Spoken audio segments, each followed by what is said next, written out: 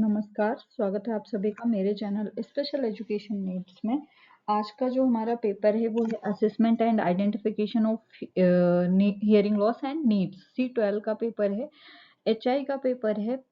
जिनका specialisation hearing impairment है वो देख सकते हैं इसको और इसका लाभ उठा सकते हैं। तो आइए देखते हैं फर्स्ट मॉड्यूल या फर्स्ट यूनिट।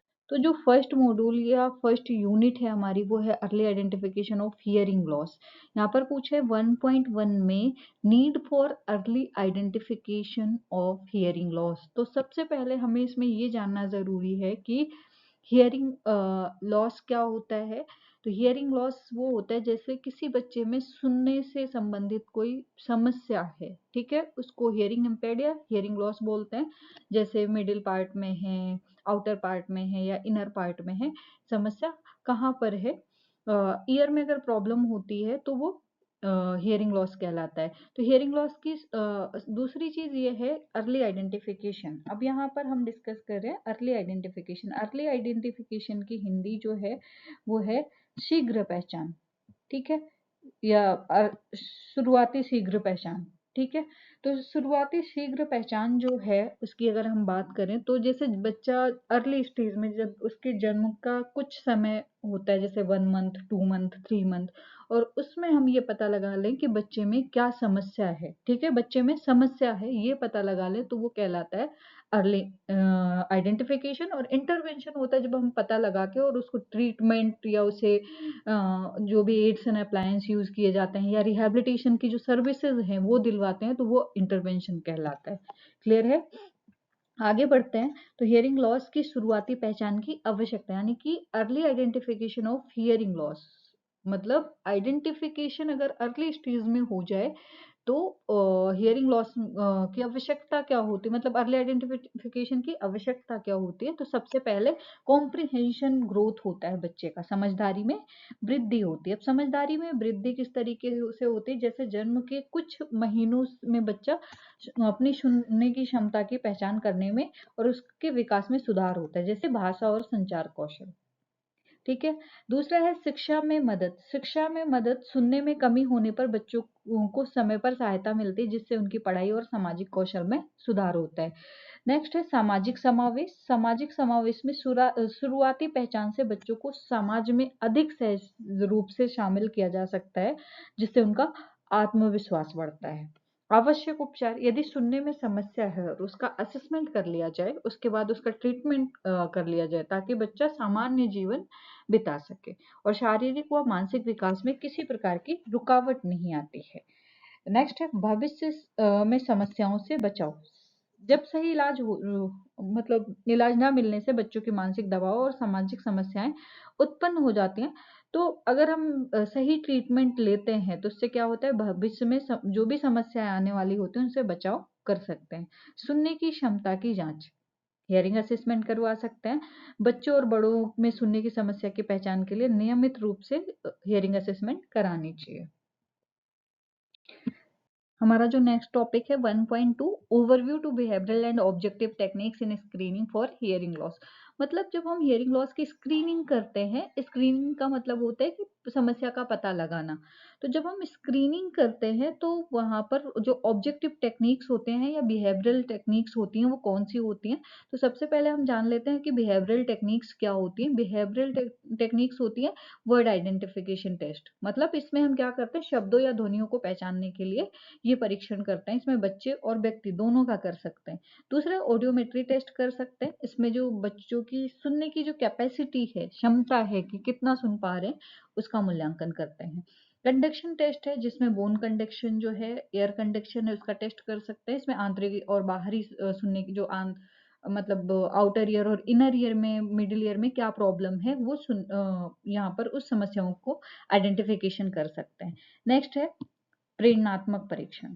तो इसमें हम खेल खेल में किसी तकनीकी का यूज करके बालक को ध्वनि की प्रतिक्रिया, मतलब कितनी सुनाई देती है और उस पर उसकी प्रतिक्रिया क्या होती है, उसका परीक्षण कर सकते हैं। नेक्स्ट है objective techniques.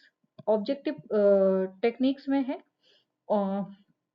Automated impedance audiometry. इस परीक्षण में कान के भीतर दबाव और ध्वनि की प्रतिक्रिया मापी जाती है जिसकी मध्य कान में समस्याओं का पता चलता है। जो ऑटोमेटेड इम्पीडेंस टिम्पैनोमेट्री है, इसमें जो मिडिल ईयर होता है उसकी जांच की जाती है। नेक्स्ट है ABR, occupational neural auditory potential, जिसमें हम क्या करते हैं, ऑडिटरी ब्रेन स्टीम रिस्पॉन्स, ये मस्तिष्क और श्रवण तंत्रिका की सक्रियता को मापता है। मतलब जो ब्रेन है वो कितना एक्टिव है और जो श्रवण तंत्रिका है वो कितनी एक्टिव है उसको मेजर करता है। इसका उपयोग जो नवजात शिशु होते हैं यानी इन्फेंट चाइल्ड होते हैं उनकी समस्याओं को समझने में ये मदद करता है। नेक्स्ट है ऑडिटरी इवोक्ड पोटेंशियल, इसमें मस्तिष्क की ध्वनियों के प्रति प्रतिक्रिया मापी जाती है और ये श्रवण क्षमता के शुरुआती संकेत देते हैं।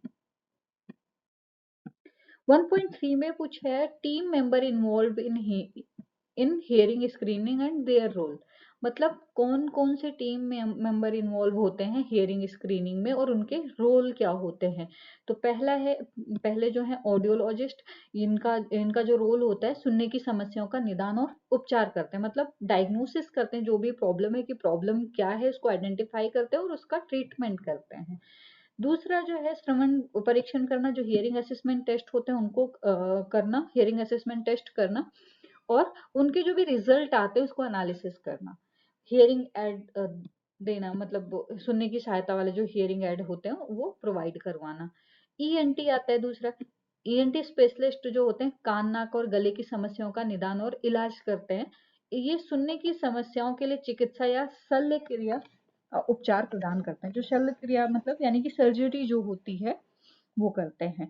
अन्य गंभीर कान संबंधित समस्या का इलाज करते हैं। नेक्स्ट है हेल्थ वर्कर, हेल्थ वर्कर जो होते हैं बच्चों और जो भी व्यक्ति होते हैं उनकी सुनने की स्क्रीनिंग करते हैं। परीक्षण के दौरान मरीज की जानकारी एकत्र करना और परिणामों को रिकॉर्ड करना, मतलब जो भी पेशेंट की हिस्ट्री होती है उसको वो जानकारी को कलेक्ट करना और उनके रिकॉर्ड को मेंटेन करना, रिकॉर्ड रखना, ये हेल्थ वर्कर का काम होता है। स्क्रीनिंग के बाद विशेषज्ञों को उनके रिजल्ट भेजना।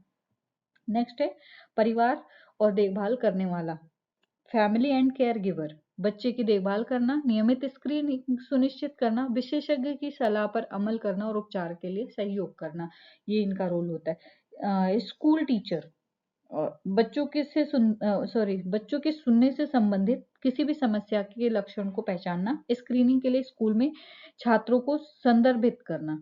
नेक्स्ट और आ जाएगा स्पेशल एजुकेटर। 1.4 है use of checklist and behavioural observation in early identification of hearing loss by school teacher congenital and acquired.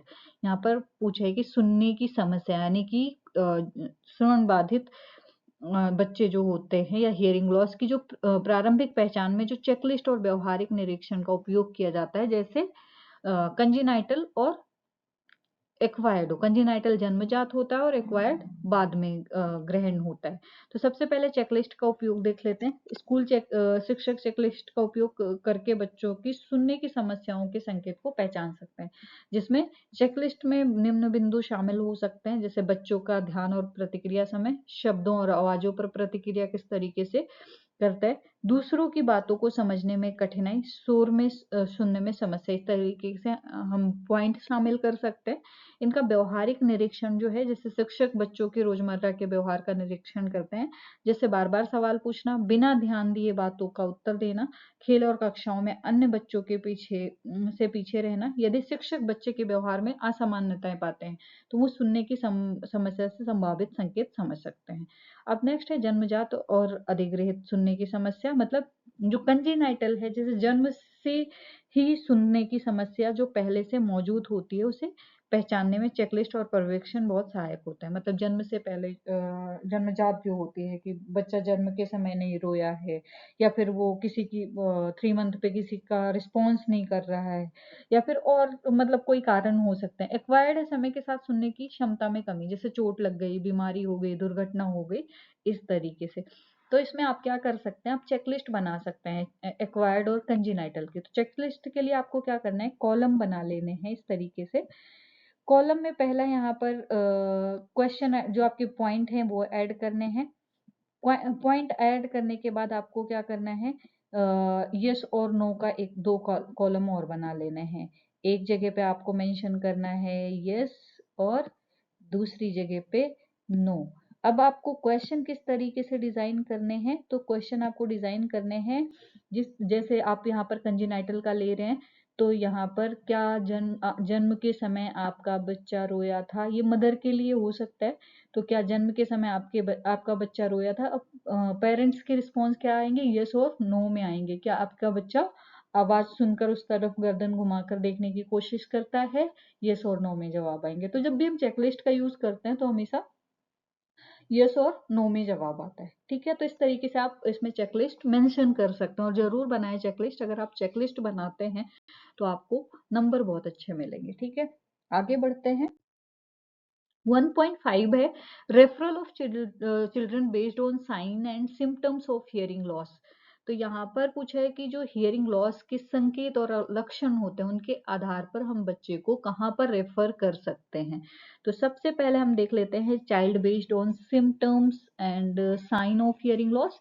तो सबसे पहले अगर बोलने और भाषा में देरी होती, बच्चा सही समय पर बोलना या शब्दों को पहचानना नहीं सीखता है, अक्सर सवाल पूछना, मतलब बार बार आवाज को सही से सुनने के लिए सवाल पूछना कि रिपीट करो, टेलीविजन या रेडियो की आवाज को बढ़ाना, बच्चा शोर शराबे के बावजूद कम आवाज में सुनने की कोशिश करता है, दूसरों की बातों को ना समझना, ध्यान केंद्रित करने में कठिनाई, बच्चों के संदर्भ में के संकेत। यदि मतलब यहाँ पर रेफरल कहाँ कहाँ कर सकते हैं, जो अगर साइन और उसके हिसाब से कि अगर बच्चे को सुनाई नहीं देता है तो हम क्या करेंगे, माता पिता, स्वास्थ्य कार्यकर्ता या बच्चों के उपरोक्त संकेत देखते हैं, ये सुनने की समस्या की पहचान का संकेत हो पाता है।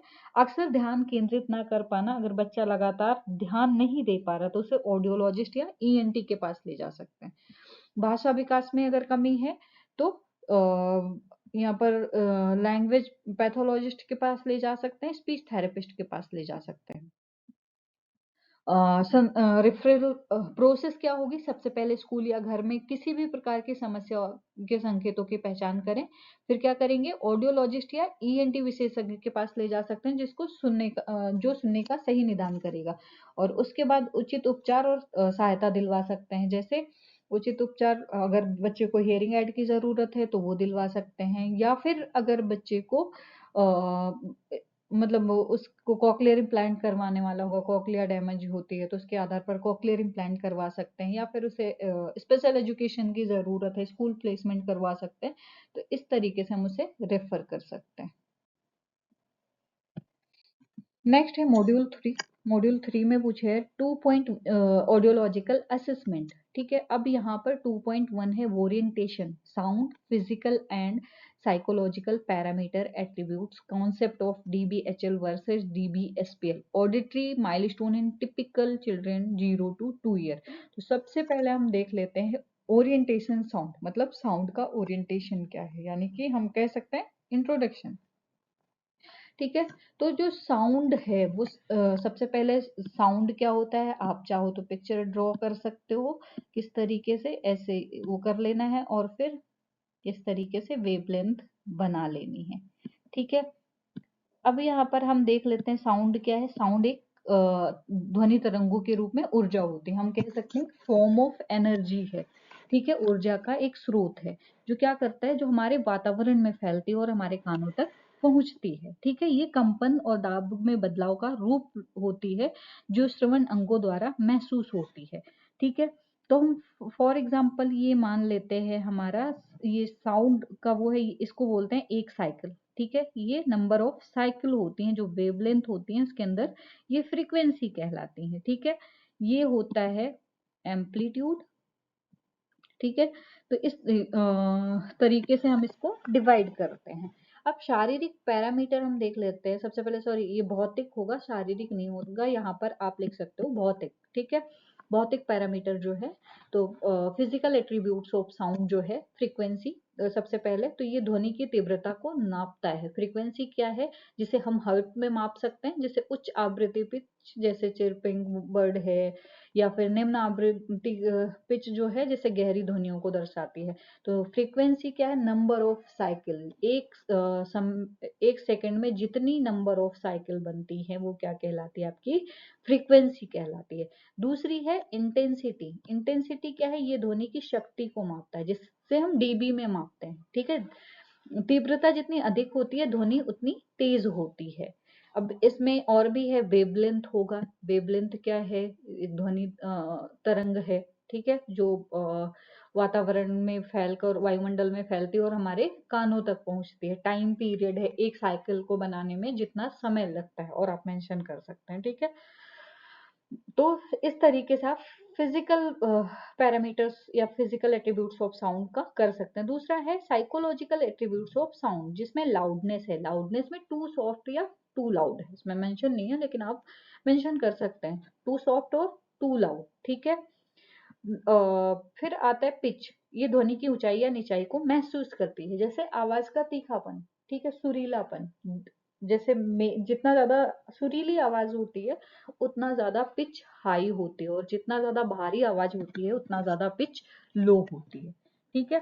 तो इस तरीके से समझ सकते हैं ध्वनि की समझ, या फिर टिम्बर या क्वालिटी भी बोल सकते हैं। बच्चों की मानसिक क्षमता के अनुसार वे ध्वनियों को पहचानने और समझने में सक्षम होते हैं, जो उम्र और श्रवण विकास के साथ बदलता है। दूसरा है डीबीएचएल वर्सेस डीबीएसपीएल। तो अगर हम डीबीएचएल की बात करें तो ये हियरिंग के संदर्भ में मापी जाती है, जो सुनने की सीमा को दर्शाती है, और इसका उपयोग हियरिंग असेसमेंट में किया जाता है, जो ये निर्धारित करता है कि व्यक्ति में कौन सी आवृत्ति सुनाई देती है। मतलब यहाँ पर डिग्री ऑफ हियरिंग लॉस क्या है, उस पर कौन सी फ्रीक्वेंसी में और कौन सी डीबी में आवाज सुनाई दे रही है, वो यहाँ पर हम जान सकते हैं डीबीएचएल में। नेक्स्ट बात करते हैं हम डीबीएसपीएल। तो जो डीबीएसपीएल है इसको बोलते हैं, एसपीएल का फुल फॉर्म है decibel of sound pressure level, ठीक है। तो ये ध्वनि के दबाव का स्तर जो होता है उसको मापता है कि ध्वनि का दबाव कितना है, उसका लेवल क्या है। इसका उपयोग ध्वनि की वास्तविक दबाव स्तर को मापने के लिए किया जाता है, जैसे कि कमरे में शोर या संगीत की तीव्रता, ठीक है। नेक्स्ट हम देख लेते हैं milestone, auditory milestone in typical children, जो 0 to 2 ईयर है। तो सामान्य बच्चों में श्रवण मील ना लिख के अगर आप विकास की अवस्था लिखते हैं तो बहुत अच्छा है, श्रवण मील भी कर सकते हैं। तो यहाँ पर मील के पत्थर 0 to 2 ईयर। तो 0 to 6 मंथ का हम देख लेते हैं। सबसे पहले बच्चे का क्राइंग पीरियड होता है, जब बच्चा जन्म लेता है। जन्म के पहले 6 महीने में बच्चे को अचानक तेज ध्वनियां सुनकर चौंकने की प्रतिक्रिया होती है। जैसे बच्चा सो रहा है और कोई तेज की आवाज में बर्तन कोई गिर गया और फिर वो चौंक के उठ जाए तो बच्चे को सुनाई देता है, तो ये उसका ऑडिटरी माइलस्टोन होगा, ठीक है। वो वह आवाजों के डायरेक्शन में मुड़ने लगते हैं। फिर है 6 से 12 मंथ। 6 से 12 मंथ में छोटे बच्चे नाम सुनकर प्रतिक्रिया करने लगते हैं। इसमें फर्स्ट मीनिंगफुल वर्ड 12 मंथ पे आ जाता है बच्चे का। वह सरल आवाजों और रचनात्मक ध्वनियों पर प्रतिक्रिया करते हैं। फिर है 12 से 18 मंथ, 12 to 18 मंथ। बच्चे शब्दों को पहचानने में सक्षम होते हैं, अपनी माँ की आवाज को पहचानते हैं और छोटे शब्दों का उच्चारण करना शुरू कर देते हैं। फिर है 18 से 24 महीने। बच्चा लगभग 50 से 100 शब्द का ज्ञान प्राप्त करता है। बच्चा सरल वाक्य बनाने की कोशिश करता है और ध्वनियों को स्पष्ट रूप से समझता है। तो इस तरीके से आप ऑडिटरी माइलस्टोन कर सकते हैं। नेक्स्ट आगे देखते हैं हम 2.2 है assessment and method of assessment, जिसमें subjective and objective test, orientation these test and their importance पूछा हुआ है। तो सबसे पहले हम यहाँ पर बात करते हैं हियरिंग असेसमेंट टेस्ट या मेथड ऑफ असेसमेंट, ठीक है। हियरिंग असेसमेंट की अगर हम बात करें तो दो टाइप के होते हैं, पहला होता है इनफॉर्मल और दूसरा होता है फॉर्मल। तो जो इनफॉर्मल होता है जैसे कि कॉइन टेस्ट हो गया, क्लॉक टेस्ट हो गया, जिसमें सिक्कों से हाथ में बच्चे को बिठा देते हैं और पीछे खड़े होके हाथ में सिक्के लेके उछालते हैं, जिसकी आवाज से बच्चे का टेस्ट करते हैं। घड़ी जो पेंडुलम वाली घड़ी होती है उसके साथ टेस्ट करते हैं, क्लैपिंग के साथ टेस्ट करते हैं। ये इनफॉर्मल असेसमेंट होता है, जो हम कहीं भी कर सकते हैं, बिना किसी उपकरण के कर सकते हैं, घर पर कर सकते हैं। बहुत ही इजी टू यूज होता है, इजी टू एडमिनिस्टर होता है। आसानी से लागू कर सकते हैं। दूसरा होता है फॉर्मल टेस्ट। तो जो फॉर्मल टेस्ट होता है उसमें आता है सब्जेक्टिव और ऑब्जेक्टिव टेस्ट। ठीक है, सब्जेक्टिव यानी कि व्यक्तिपरक परीक्षण जिसमें व्यक्ति की सक्रिय सहभागिता होती है। इसमें जब भी हम टेस्ट करते हैं तो बच्चे को पहले ये इंस्ट्रक्शन देते हैं, अब जो व्यक्ति होता है उसको इंस्ट्रक्शन देते हैं, जब आवाज आए तो आपको हाथ उठाना है। तो इसमें व्यक्ति की सक्रिय सहभागिता होती है।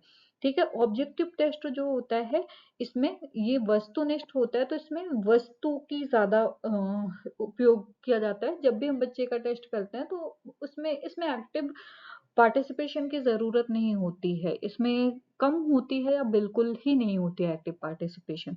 ठीक है, और जो सब्जेक्टिव और ऑब्जेक्टिव टेस्ट किए जाते हैं डायग्नोस्टिक पर्पज से किए जाते हैं, मतलब निदान करने के उद्देश्य से किए जाते हैं। तो सबसे पहले हम देख लेते हैं सब्जेक्टिव टेस्ट। इसकी जो परिभाषा है, जैसे ये परीक्षण जो है व्यक्तिगत प्रतिक्रिया, जैसे मैंने बोला सब्जेक्ट पर आधारित होते हैं, यानी कि व्यक्ति पर की प्रतिक्रिया पर आधारित होते हैं। ठीक है, इसमें व्यक्ति के उत्तर और प्रतिक्रियाओं को मापने के लिए उनका आकलन किया जाता है।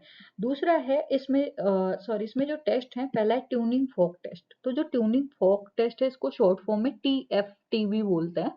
तो ये एक पारंपरिक परीक्षण है जो सुनने की क्षमता का मूल्यांकन करने के लिए किया जाता है, जिसमें एक धातु का ट्यूनिंग फोक उपयोग में लाया जाता है जो ध्वनि उत्पन्न करता है। अब ये जो टेस्ट होता है कुछ इस शेप का होता है। ठीक है, ये जो शेप होता है, ये जो होता है इसको बेस बोलते हैं। ठीक है, इसको क्या बोलते हैं? बेस। और ऊपर का जो एरिया होता है इसको प्रोंग्स बोलते हैं। PRONGS।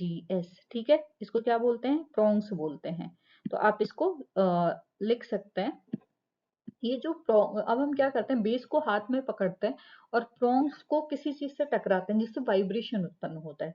ठीक है, जब वाइब्रेशन उत्पन्न होता है तो उसको कान के पीछे जो हड्डी है या पिन्ना पे रखा जाता है ताकि वाइब्रेशन फील हो। तो ट्यूनिंग फॉर्क को कंपन करने के बाद इसे कान के पास या सिर के ऊपर रखा जाता है। व्यक्ति को ये पहचानने के लिए कहा जाता है कि आवाज कहाँ से आ रही है और कितनी स्पष्ट है। ठीक है, अब इसका जो महत्व है वो क्या है, जिसको कंडक्टिव और सेंसरी न्यूरल हियरिंग लॉस होता है।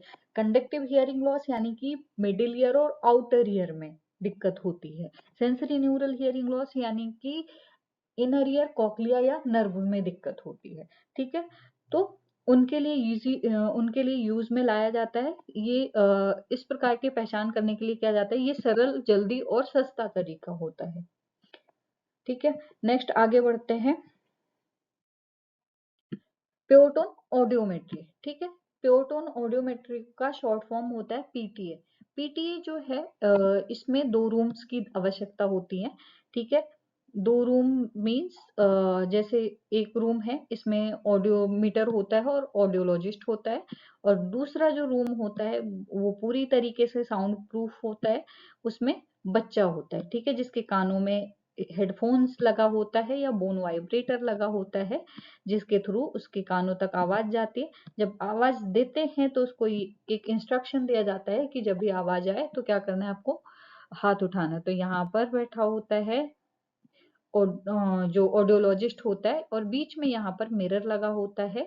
ठीक है, मिरर के रास्ते वो उसके रिस्पॉन्स को देख सकता है। उसके पास ऑडियोमीटर होता है, उस ऑडियोमीटर के थ्रू वो क्या करता है, आवाज देता है जो बच्चे के हेडफोन में या बोन वाइब्रेटर होता है उसमें जाता है। ठीक है, 2 चीजों से चेक किया जाता है, एक तो हेडफोन होता है, ठीक है, और दूसरा क्या होता है, बोन वाइब्रेटर होता है। आप इसको नोट कर सकते हैं। आपको आप इसकी पिक्चर भी देख सकते हैं। इस तरीके से भी ड्रॉ कर सकते हैं और गूगल से भी देख सकते हैं, कोई दिक्कत नहीं है।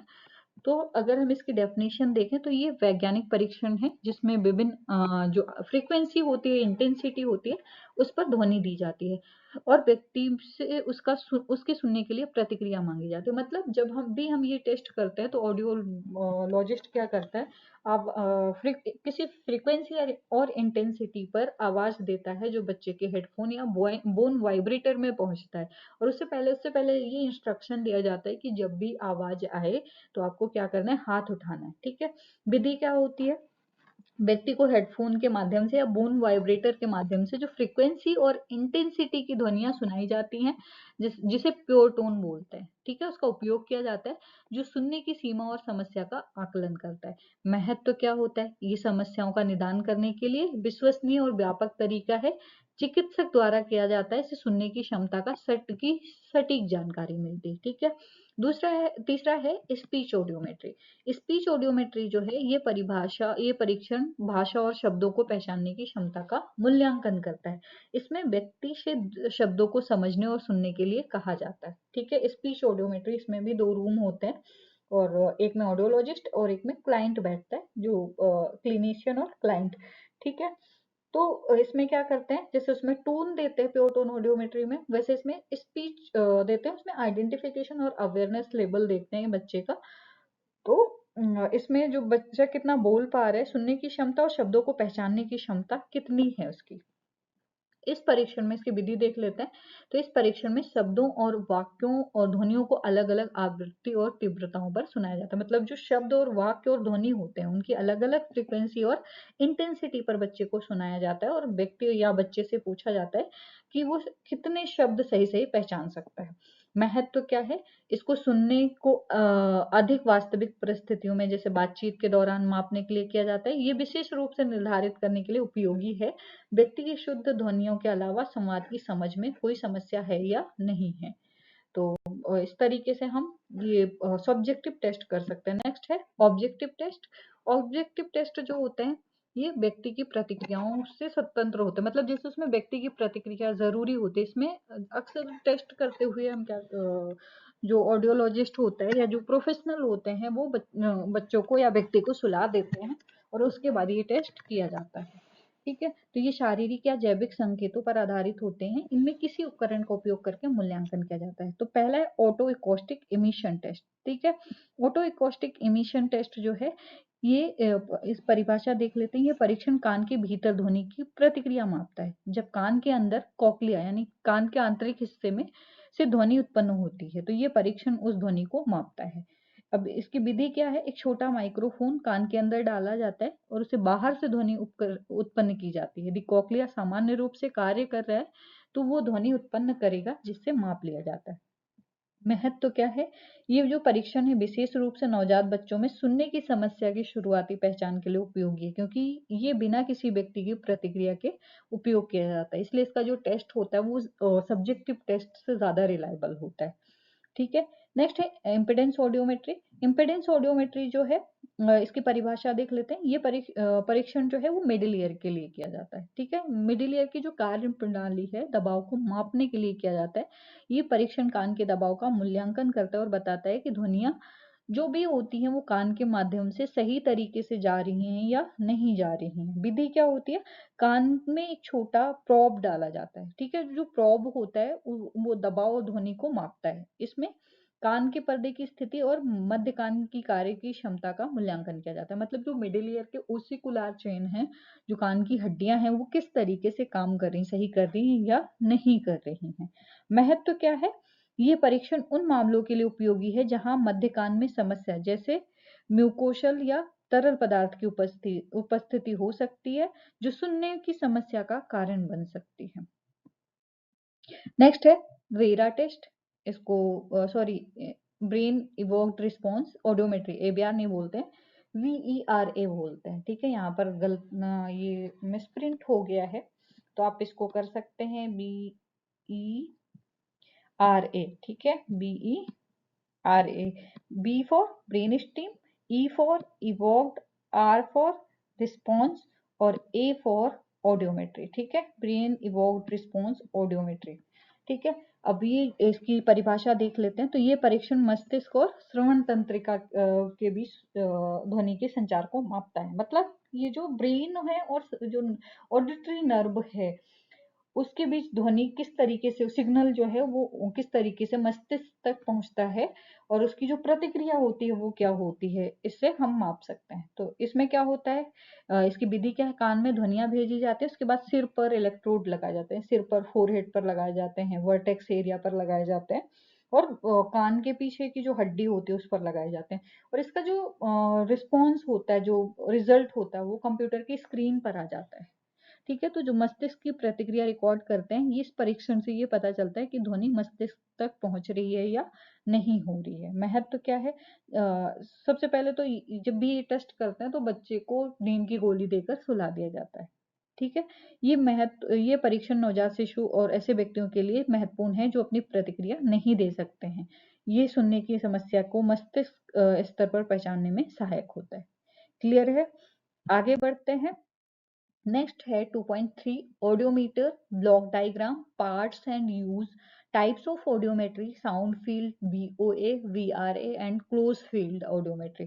तो सबसे पहले हम देख लेते हैं ऑडियोमीटर क्या होता है। जितने भी टेस्ट होते हैं, ऑडियो प्योर टोन ऑडियोमेट्री होता है, स्पीच ऑडियोमेट्री होता है, उसमें इस ऑडियोमीटर का उपयोग किया जाता है। तो यहाँ पर पिक्चर है, जब भी आप कि एग्जाम में अगर ये क्वेश्चन आता है तो आप पिक्चर डायग्राम जरूर बनाएं। ब्लॉक डायग्राम हमेशा पूछते हैं, ठीक है। और जितना ज्यादा डायग्राम ड्रॉ करते हो उतने अच्छे आपको मार्क्स मिलेंगे। तो इसमें ऑडियोमीटर जो होता है वो क्या है, एक इलेक्ट्रॉनिक उपकरण है, ठीक है। एक इलेक्ट्रॉनिक इंस्ट्रूमेंट है जो ध्वनि की आवृत्ति और तीव्रता को नियंत्रित करता है, कंट्रोल करता है। मतलब जो फ्रीक्वेंसी और इंटेंसिटी होती है उनको कंट्रोल करता है और कान में परीक्षण के लिए भेजता है। अब इसमें जो साउंड जनरेटर है जो विभिन्न आवृत्तियों की ध्वनि उत्पन्न करता है, जैसे एम्पलीफायर है जो ध्वनि को पर्याप्त तीव्रता तक बढ़ाता है, हेडफोन या साउंड फील्ड स्पीकर है जो ध्वनि को सुनने के लिए भेजते हैं, मापने के उपकरण है जो परिणामों को रिकॉर्ड करते हैं, शामिल होते हैं, ठीक है। अब हम इसके डायग्राम में देख लेते हैं। तो इसमें बहुत सारी चीजें हैं। जैसे सबसे पहले हमें क्या करना पड़ता है ऑन ऑफ स्विच देख लेते हैं, जहां से हम ये है पावर स्विच, ठीक है, जहां से हम ऑडियोमीटर को ऑन और ऑफ कर सकते हैं, ठीक है। ये टेस्ट मोड है, हमें फर्स्ट और वेरिएबल कौन सा टोन मोड लगाना है। आउटपुट सेलेक्टर कर सकते हैं, राइट ईयर या लेफ्ट ईयर का करना है। यहाँ पर हियरिंग लेबल दिखाई यहाँ पर ये जो है हियरिंग लेबल डीबीएचएल है, जैसे 0 से लेके 120 डीबी तक हम यहाँ पर चेक कर सकते हैं। ये हर्ट है, फ्रीक्वेंसी है जो जिसे हम हर्ट में मापते हैं, फ्रीक्वेंसी डायल एंड इंडिकेटर बोलते हैं। और जो डीबी का है उसको बोलते हैं एट्यूनेटर, हियरिंग लेबल डायल एंड इंडिकेटर, ठीक है। फिर है मास्किंग स्विच, अगर किसी को इस डीबी पर वो नहीं हो पाता है तो इंटरप्ट करते हैं, ठीक है, मास्किंग ऑन करते हैं और यहाँ पर नॉइज लेवल और वो चेक करते हैं उसका किस तरीके से, ठीक है। इंटरप्टर स्विच होती है अगर कहीं पे दिक्कत होती है तो इसलिए इंटरप्टर स्विच। तो इस तरीके से आप डायग्राम बना सकते हैं और जितना अच्छा डायग्राम बनाएंगे, जितने अच्छे से इसको एक्सप्लेन करेंगे, उतने अच्छे मार्क्स मिलेंगे। नेक्स्ट है पार्ट इसके जो पार्ट्स हैं, पार्ट्स एंड ऑडियोमीटर। तो साउंड जनरेटर विभिन्न आवृत्तियां उत्पन्न करते हैं, वहां से भी लिख सकते हैं, जरूरी नहीं कि ये, आप उससे भी लिख सकते हैं। एम्पलीफायर जो होता है ध्वनि की तीव्रता को बढ़ाता है। हेडफोन या साउंड फील्ड स्पीकर होता है जो परीक्षण के लिए ध्वनियां भेजते हैं। मापने के उपकरण व्यक्ति की प्रतिक्रिया और ध्वनि स्तर को रिकॉर्ड करते हैं। वॉल्यूम कंट्रोल होता है जहां से ध्वनि को हम नियंत्रित कर सकते हैं। फ्रीक्वेंसी कंट्रोल होता है, ध्वनि की आवृत्तियों को सेट करता है। यूज कैसे करते हैं, तो ऑडियोमीटर का उपयोग सुनने की क्षमता का मूल्यांकन करने के लिए किया जाता है। ये विभिन्न आवृत्तियों और तीव्रताओं पर सुनने की समस्या को पहचानने में मदद करता है। टाइप्स ऑफ ऑडियोमेट्री देख लें हम यहाँ पर। तो साउंड फील्ड और क्लोज फील्ड ऑडियोमेट्री आपने देखी। तो साउंड फील्ड ऑडियोमेट्री है, इसमें ध्वनि को कमरे के अंदर एक स्पीकर से फैलाया जाता है, जहाँ, ठीक है, इसमें मतलब एक रूम होता है जहाँ पर रूम के अंदर स्पीकर लगा होता है और स्पीकर में से ध्वनि दी जाती है, खुले वातावरण में सुनने की प्रतिक्रिया दी जाती है। उपयोग कैसे होता है, ये बच्चों या उन व्यक्तियों के लिए उपयोगी है जो हेडफोन नहीं पहन सकते, ठीक है। इसमें मैंने वहां पर आपके सिलेबस में ही है बीओए वीआरए। बीओए का फुल फॉर्म है बिहेवियरल ऑब्जर्वेशन ऑडियोमेट्री और वीआरए का फुल फॉर्म है विजुअल रीइंफोर्समेंट ऑडियोमेट्री, ठीक है। तो जो वीओए है वो 0 से 6 महीने के लिए किया जाता है। इसमें बच्चे की प्रतिक्रिया, जैसे अगर वो आंख बंद करता है, खोलता है या मुंह घुमाता है, तो इससे हम जब भी हम स्पीकर के थ्रू आवाज दे रहे हैं, अगर बच्चे का आई ब्लिंक होता है या फिर बच्चा चौंकता है या फिर गर्दन घुमाने की कोशिश करता है, तो हम उसके रिस्पॉन्स को नोट कर सकते हैं। वीआरए है विजुअल रिइंफोर्समेंट ऑडियोमेट्री, जिसमें 6 महीने से 2 साल तक के बच्चों के लिए उपयोगी होता है। इसमें बच्चों को ध्वनि पर प्रतिक्रिया देने के लिए एक दृश्य, जैसे घड़ी या घुमावदार रोशनी या फिर कोई ऐसा विजुअल क्यूज जो मतलब जहां से लाइट उत्पन्न होती है, ऐसी चीज रखी जाती है, ठीक है। नेक्स्ट है दूसरा क्लोज फील्ड ऑडियोमेट्री। तो क्लोज फील्ड ऑडियोमेट्री जो है, इसमें ध्वनि को हेडफोन या एयरफोन के माध्यम से कान में भेजा जाता है। पहला साउंड फील्ड ऑडियोमेट्री में क्या है, अगर आप इसमें डिफरेंस भी पूछता है तो साउंड फील्ड और ऑडियोमेट्री में स्पीकर के द्वारा आवाज दी जाती है, और क्लोज फील्ड में क्या होता है, हेडफोन या एयरफोन के माध्यम से सीधे कान में भेजी जाती है ध्वनि। ठीक है, इसको अधिक नियंत्रित और विशिष्ट सुनने की प्रतिक्रिया क्रिया प्राप्त करने के लिए प्रयोग किया जाता है। उपयोग कैसे होता है, ये वयस्कों और बच्चों में भी किया जाता है, खासकर जब सटीक परिणाम चाहिए होता है। ठीक है, 2.4 है audiogram, understanding of audiogram and it's implication in assessing the educational needs of children with different types and degree of hearing loss। ठीक है, यहाँ पर पूछा है कि ऑडियोग्राम है, उसको उसकी समझ, विभिन्न प्रकार के श्रवण हानि की डिग्री वाले बच्चों की शैक्षिक आवश्यकताओं का मूल्यांकन। तो सबसे पहले हम ये देख लेते हैं ऑडियोग्राम क्या है। एक ऑडियोग्राम एक ग्राफिकल रिप्रेजेंटेशन है साउंड का। ठीक है, जहां पर हम क्या करते हैं, ध्वनि की आवृत्ति और तीव्रता को मापते हैं या दर्शाते हैं। ठीक है, इसमें लो टू हाई और हाई टू लो ध्वनियां शामिल होती हैं। ठीक है, जैसे लो साउंड 125 और हाई साउंड 8000 हर्ट पे। ठीक है, जिसमें वेरी लाउड और वेरी क्वाइट। ठीक है, 10 - 10 से लेके, ये जो है आपका, ये -10 से लेके 110 या 120 dB तक इसमें सबके अलग अलग ऑडियोग्राम होते हैं। तो 120 dB तक इसमें डेसिबल होते हैं और फ्रीक्वेंसी होती है 125 से लेके 8000 हर्ट तक। ठीक है, जब हम एसी यानी कि एयर कंडक्शन चेक करते हैं, ठीक है, एसी का फुल फॉर्म क्या है, एयर कंडक्शन, और दूसरा है बीसी, बीसी का फुल फॉर्म है बोन कंडक्शन। ठीक है, एसी और बीसी, जब हम एसी मापते हैं तो 8000 तक मापते हैं, और जब हम बीसी मापते हैं तो 4000 तक मापते हैं। ठीक है, तो इस तरीके से हम इसमें मापते हैं। तो इसको हम, ये जो चीजें मैंने बताई, ये यहाँ पर वही लिखी हुई है कि एक्स अक्ष जो है वहां पर क्या है, हर्ट दर्शाता है, जिसमें निम्न आवृत्तियां जैसे 250 से 8000 हर्ट तक। ठीक है, 125 है यहाँ पर, ये गलत नहीं है, बहुत जगहों पे 250 चलता है और 125 चलता है। तो आप यहाँ पर अगर वहां पर ऑडियोग्राम बनाते हैं तो आप यहाँ से 250 से भी कर सकते हैं 8000 तक। ठीक है, वाई अक्ष पर आप यहाँ पर मान लेते हैं एक्स और वाई कर लेंगे, कोई दिक्कत नहीं है। ठीक है, डीबी को दर्शाता है जिसमें 0 टू, जैसे जिसमें 0 डीबी सुनने की सामान्य सीमा सबसे ऊपर और उच्च डीबी सुनने की सीमा सबसे नीचे होती है। तो आप इसको मान लीजिए वाई अक्ष और इसको मान लीजिए एक्स अक्ष। ठीक है, यहाँ पर हम क्या करते हैं, हियरिंग को मापते हैं, कि ऐसा आरेख है जहां पर हियरिंग को माप सकते हैं, हियरिंग को रिप्रेजेंट किया जाता है, हियरिंग का की फ्रीक्वेंसी एंड इंटेंसिटी क्या है हियरिंग लॉस की। ठीक है, इसमें दर्शाई जाती है, ये व्यक्ति की सुनने की सीमा को दर्शाते हैं। क्लियर है, आगे बढ़ते हैं। ऑडियोग्राम का उपयोग, एक परीक्षण एक व्यक्ति की सुनने की क्षमता और समस्याओं को विश्लेषित करता है। ठीक है, मतलब ये जो परीक्षण है, व्यक्ति कितना सुन रहा है, उसकी समस्याएं क्या है, उसका विश्लेषण कर सकते हैं। जैसे कौन सा लॉस है, कौन से टाइप का हियरिंग लॉस है, कंडक्टिव है, सेंसरी न्यूरल है, या फिर मिक्स्ड हियरिंग लॉस है। दूसरा, हियरिंग लॉस के आधार, मतलब डिग्री ऑफ हियरिंग लॉस इसमें पता कर सकते हैं। विभिन्न प्रकार के हियरिंग लॉस के आधार पर ये निर्धारित किया जा सकता है कि बच्चे को किस प्रकार, मतलब शैक्षिक समर्थन और उपकरण जैसे हियरिंग एड्स है, स्पीच थेरेपी, किस चीज की आवश्यकता होती है। ठीक है, अब यहाँ पर ऑडियोग्राम और शैक्षिक अवस्थाएं। तो पहला जो होता है, जब कंडक्टिव हियरिंग लॉस, जब ध्वनि बाहरी कान से मध्य कान तक नहीं पहुंच पाती है तो इसे कंडक्टिव हियरिंग लॉस करते हैं। बच्चों में ये समस्या विशेषकर भाषाई विकास में देरी के कारण बन जाती है। शैक्षिक उपाय क्या कर सकते हैं, बच्चों को उच्च आवाज में शिक्षण सामग्री, स्पीच थेरेपी और हियरिंग एड्स की आवश्यकता होती है। दूसरा जो है सेंसरी न्यूरल हियरिंग लॉस, आंतरिक कान या श्रवण तंत्रिका में समस्या होती है। ठीक है, इसमें ध्वनियां और भाषाई समझ की कठिनाई होती है, चाहे तीव्रता कितनी भी हो। इसके का शैक्षिक उपाय क्या कर सकते हैं, स्पीच और भाषा थेरेपी दे सकते हैं, हियरिंग एड्स और विशेष शिक्षक रणनीतियां जैसे दृश्य शिक्षण की आवश्यकता हो सकती है। नेक्स्ट है mixed hearing loss. Mixed hearing loss में क्या होता है, दोनों प्रकार के, सेंसरी न्यूरल और कंडक्टिव, यानी कि आउटर या मिडिल ईयर में से या फिर इनर ईयर में से एक पार्ट अफेक्टेड हो सकता है।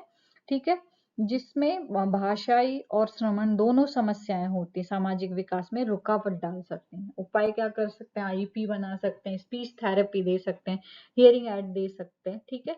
ऑडियोग्राम के परिणामों का प्रभाव क्या होता है? ऑडियोग्राम के परिणाम ये निर्धारित करने में मदद करते हैं कि बच्चे में कौन से शैक्षिक उपाय और संसाधन चाहिए।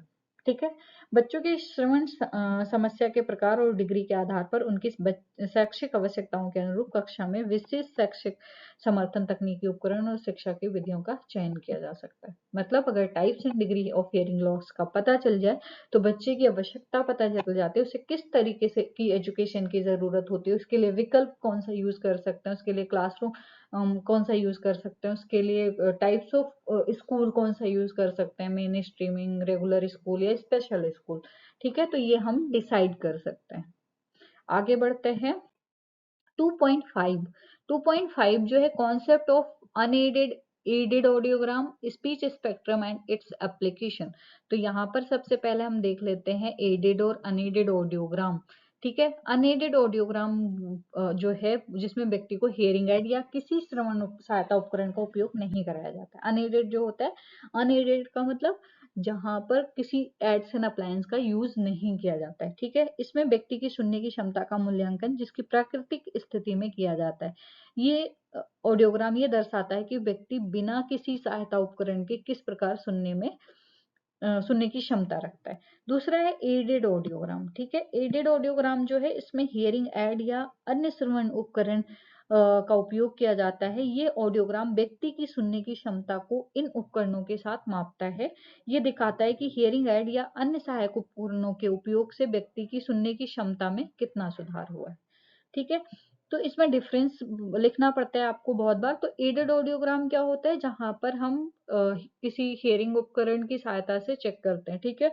और अनएडेड ऑडियोग्राम क्या होता है? जहां पर हियरिंग एड अनएडेड ऑडियोग्राम जहां पर किसी हियरिंग एड या किसी श्रवण उपकरण का उपयोग नहीं किया जाता है। और एडेड ऑडियोग्राम में हियरिंग एड या अन्य जो भी हियरिंग एड्स एंड अप्लायंस होते हैं उसका यूज किया जाता है। ठीक है।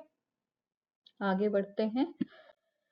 स्पीच स्पेक्ट्रम वो ध्वनि तरंगे होती हैं जो मानव भाषा के विभिन्न ध्वनियां जैसे स्वर व्यंजन को उत्पन्न करती हैं। ठीक है। मतलब जो कॉन्सोनेंट और वोबल स्पीच साउंड होते हैं उनको प्रोड्यूस करते हैं स्पीच स्पेक्ट्रम का वो ध्वनि तरंग होता है। कोई स्पीच बनाना भी बोलते हैं। तो स्पीच बनाना ये आप देख सकते हैं यहाँ पर दर्शा रहा है। बनाने का शेप जो है येलो कलर का है। अब इसमें अक्षर मेंशन है तो इसमें भी होता है डीबी। और यहाँ पर आप देख सकते हैं ट्री ऑफ हियरिंग लॉस। तो सबसे पहले यहाँ पर अगर हम इस डी जीरो से देखें, 0 dB पे देखें और किस फ्रीक्वेंसी पे, 1000 फ्रीक्वेंसी पे देखें तो पत्तियों की सरसराहट सुनाई देती है। 10 dB तक जो नल से पानी टपकता है वो सुनाई देता है। घड़ी की आवाज। ठीक है। इस तरीके से इसमें दर्शाया गया है इस तरीके से हम साउंड को, मतलब जो भी स्पीच साउंड है वो हमें सुनाई देते हैं या साउंड हमें कितना सुनाई देते हैं, तो इसमें मेजर किया जाता है। इसमें प्रमुख आवृत्तियां जो होती हैं 250 से 4000 तक होती हैं। ठीक है। यहाँ भी 125 है तो जरूर कोई दिक्कत नहीं है। इसमें अलग अलग लेवल पर दिए होते हैं। ठीक है। तो आप यहाँ पर 125 भी कर सकते हैं, इसका कोई वो नहीं है। क्योंकि अधिकांश भाषाई ध्वनियां इस रेंज में उत्पन्न होती हैं। ठीक है। स्पीच स्पेक्ट्रम में जो वोबल होता है सामान्यतः निम्न आवृत्तियों पर होते हैं, जबकि व्यंजन जो होते हैं वो उच्च फ्रीक्वेंसी के होते हैं। ठीक है। हाई फ्रीक्वेंसी के होते हैं कॉन्सोनेंट होते हैं और लो फ्रीक्वेंसी के वोबल होते हैं। ठीक है। इसमें आवृत्तियां हैं जो 250 से 500 हर्ट निम्न स्वर ध्वनियां होती हैं। मतलब निम्न स्वर ध्वनि क्या होती है? जो लो वोबल साउंड होते हैं। ठीक है। 500 से 2000 हर्ट तक महत्वपूर्ण भाषाई संकेत होते हैं जो भाषा के सिंबल होते हैं।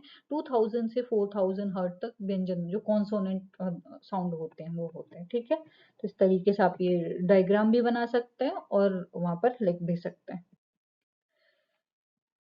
स्पीच स्पेक्ट्रम का उपयोग, एप्लीकेशन ऑफ स्पीच स्पेक्ट्रम। तो शैक्षिक उपचारात्मक उद्देश्य पहले देख लेते हैं।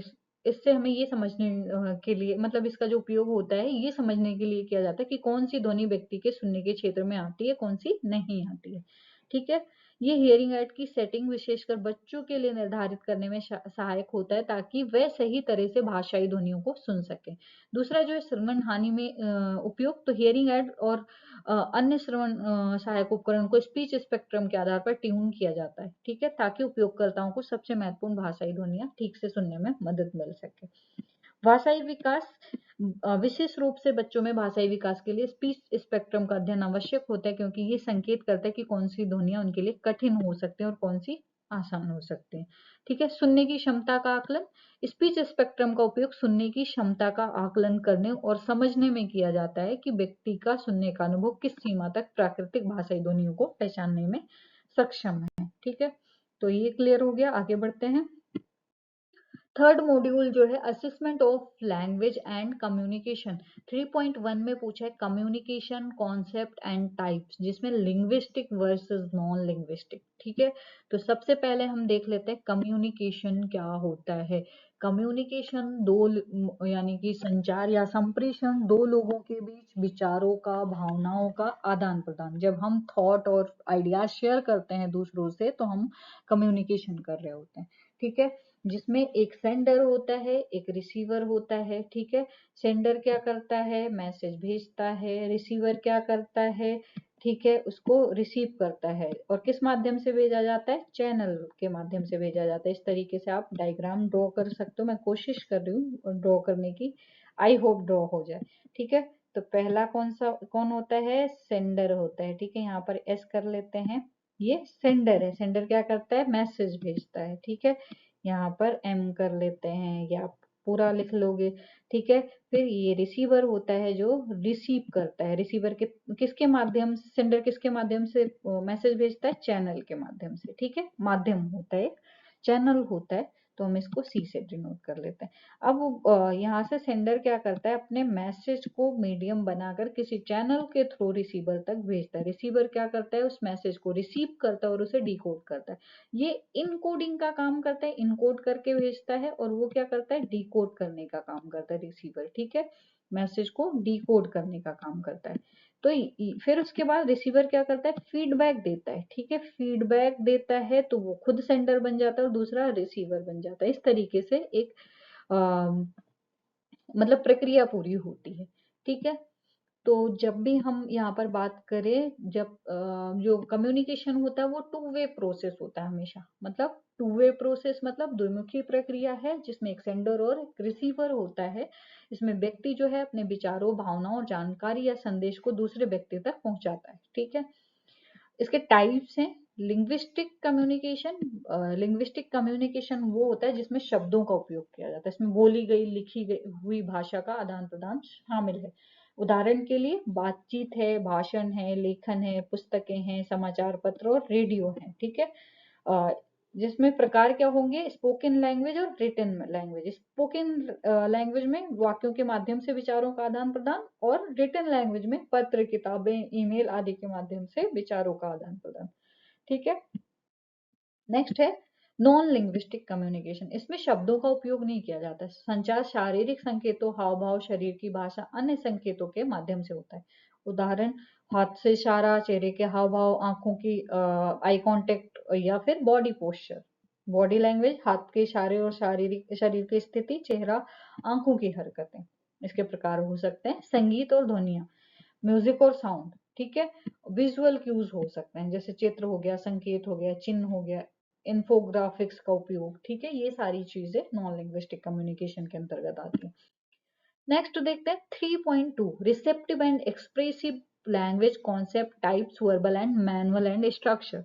तो सबसे पहले हम यहाँ पर देखते हैं रिसेप्टिव एंड एक्सप्रेसिव लैंग्वेज, ठीक है। रिसेप्टिव लैंग्वेज की बात करें तो वो भाषाई क्षमता है जिसके माध्यम से व्यक्ति द्वारा बोले गए, लिखे गए संदेशों को समझते हैं। जैसे हम दूसरों की द्वारा बोली गई बातों को समझते हैं या उसको एक्वायर करते हैं, वो होता है रिसेप्टिव यानी कि ग्रहित भाषा, ठीक है। इसमें शब्द और वाक्यों को, विचारों को समझने की क्षमता शामिल होती है। उदाहरण में लिखेंगे बच्चों का नए शब्दों को पहचानना और समझना।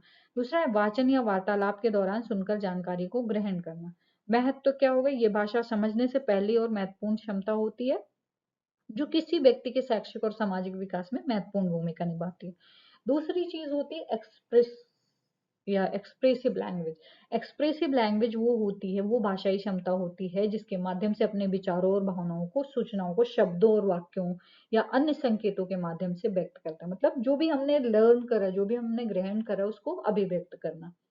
ठीक है, तो इसमें किसी व्यक्ति मतलब कोई बच्चा या व्यक्ति अपनी इच्छाओं या भावनाओं को व्यक्त करता है। ठीक है, अपने विषय पर बात रखता है, कहानियां सुनाता है, सवाल पूछता है, ये चीज एक्सेट्रा, ये चीजें हो सकते हैं। ठीक है, ये सामाजिक और मानसिक विकास के लिए जरूरी है क्योंकि इसके द्वारा वो अपने विचारों और भावनाओं को दूसरे के साथ साझा कर सकते हैं।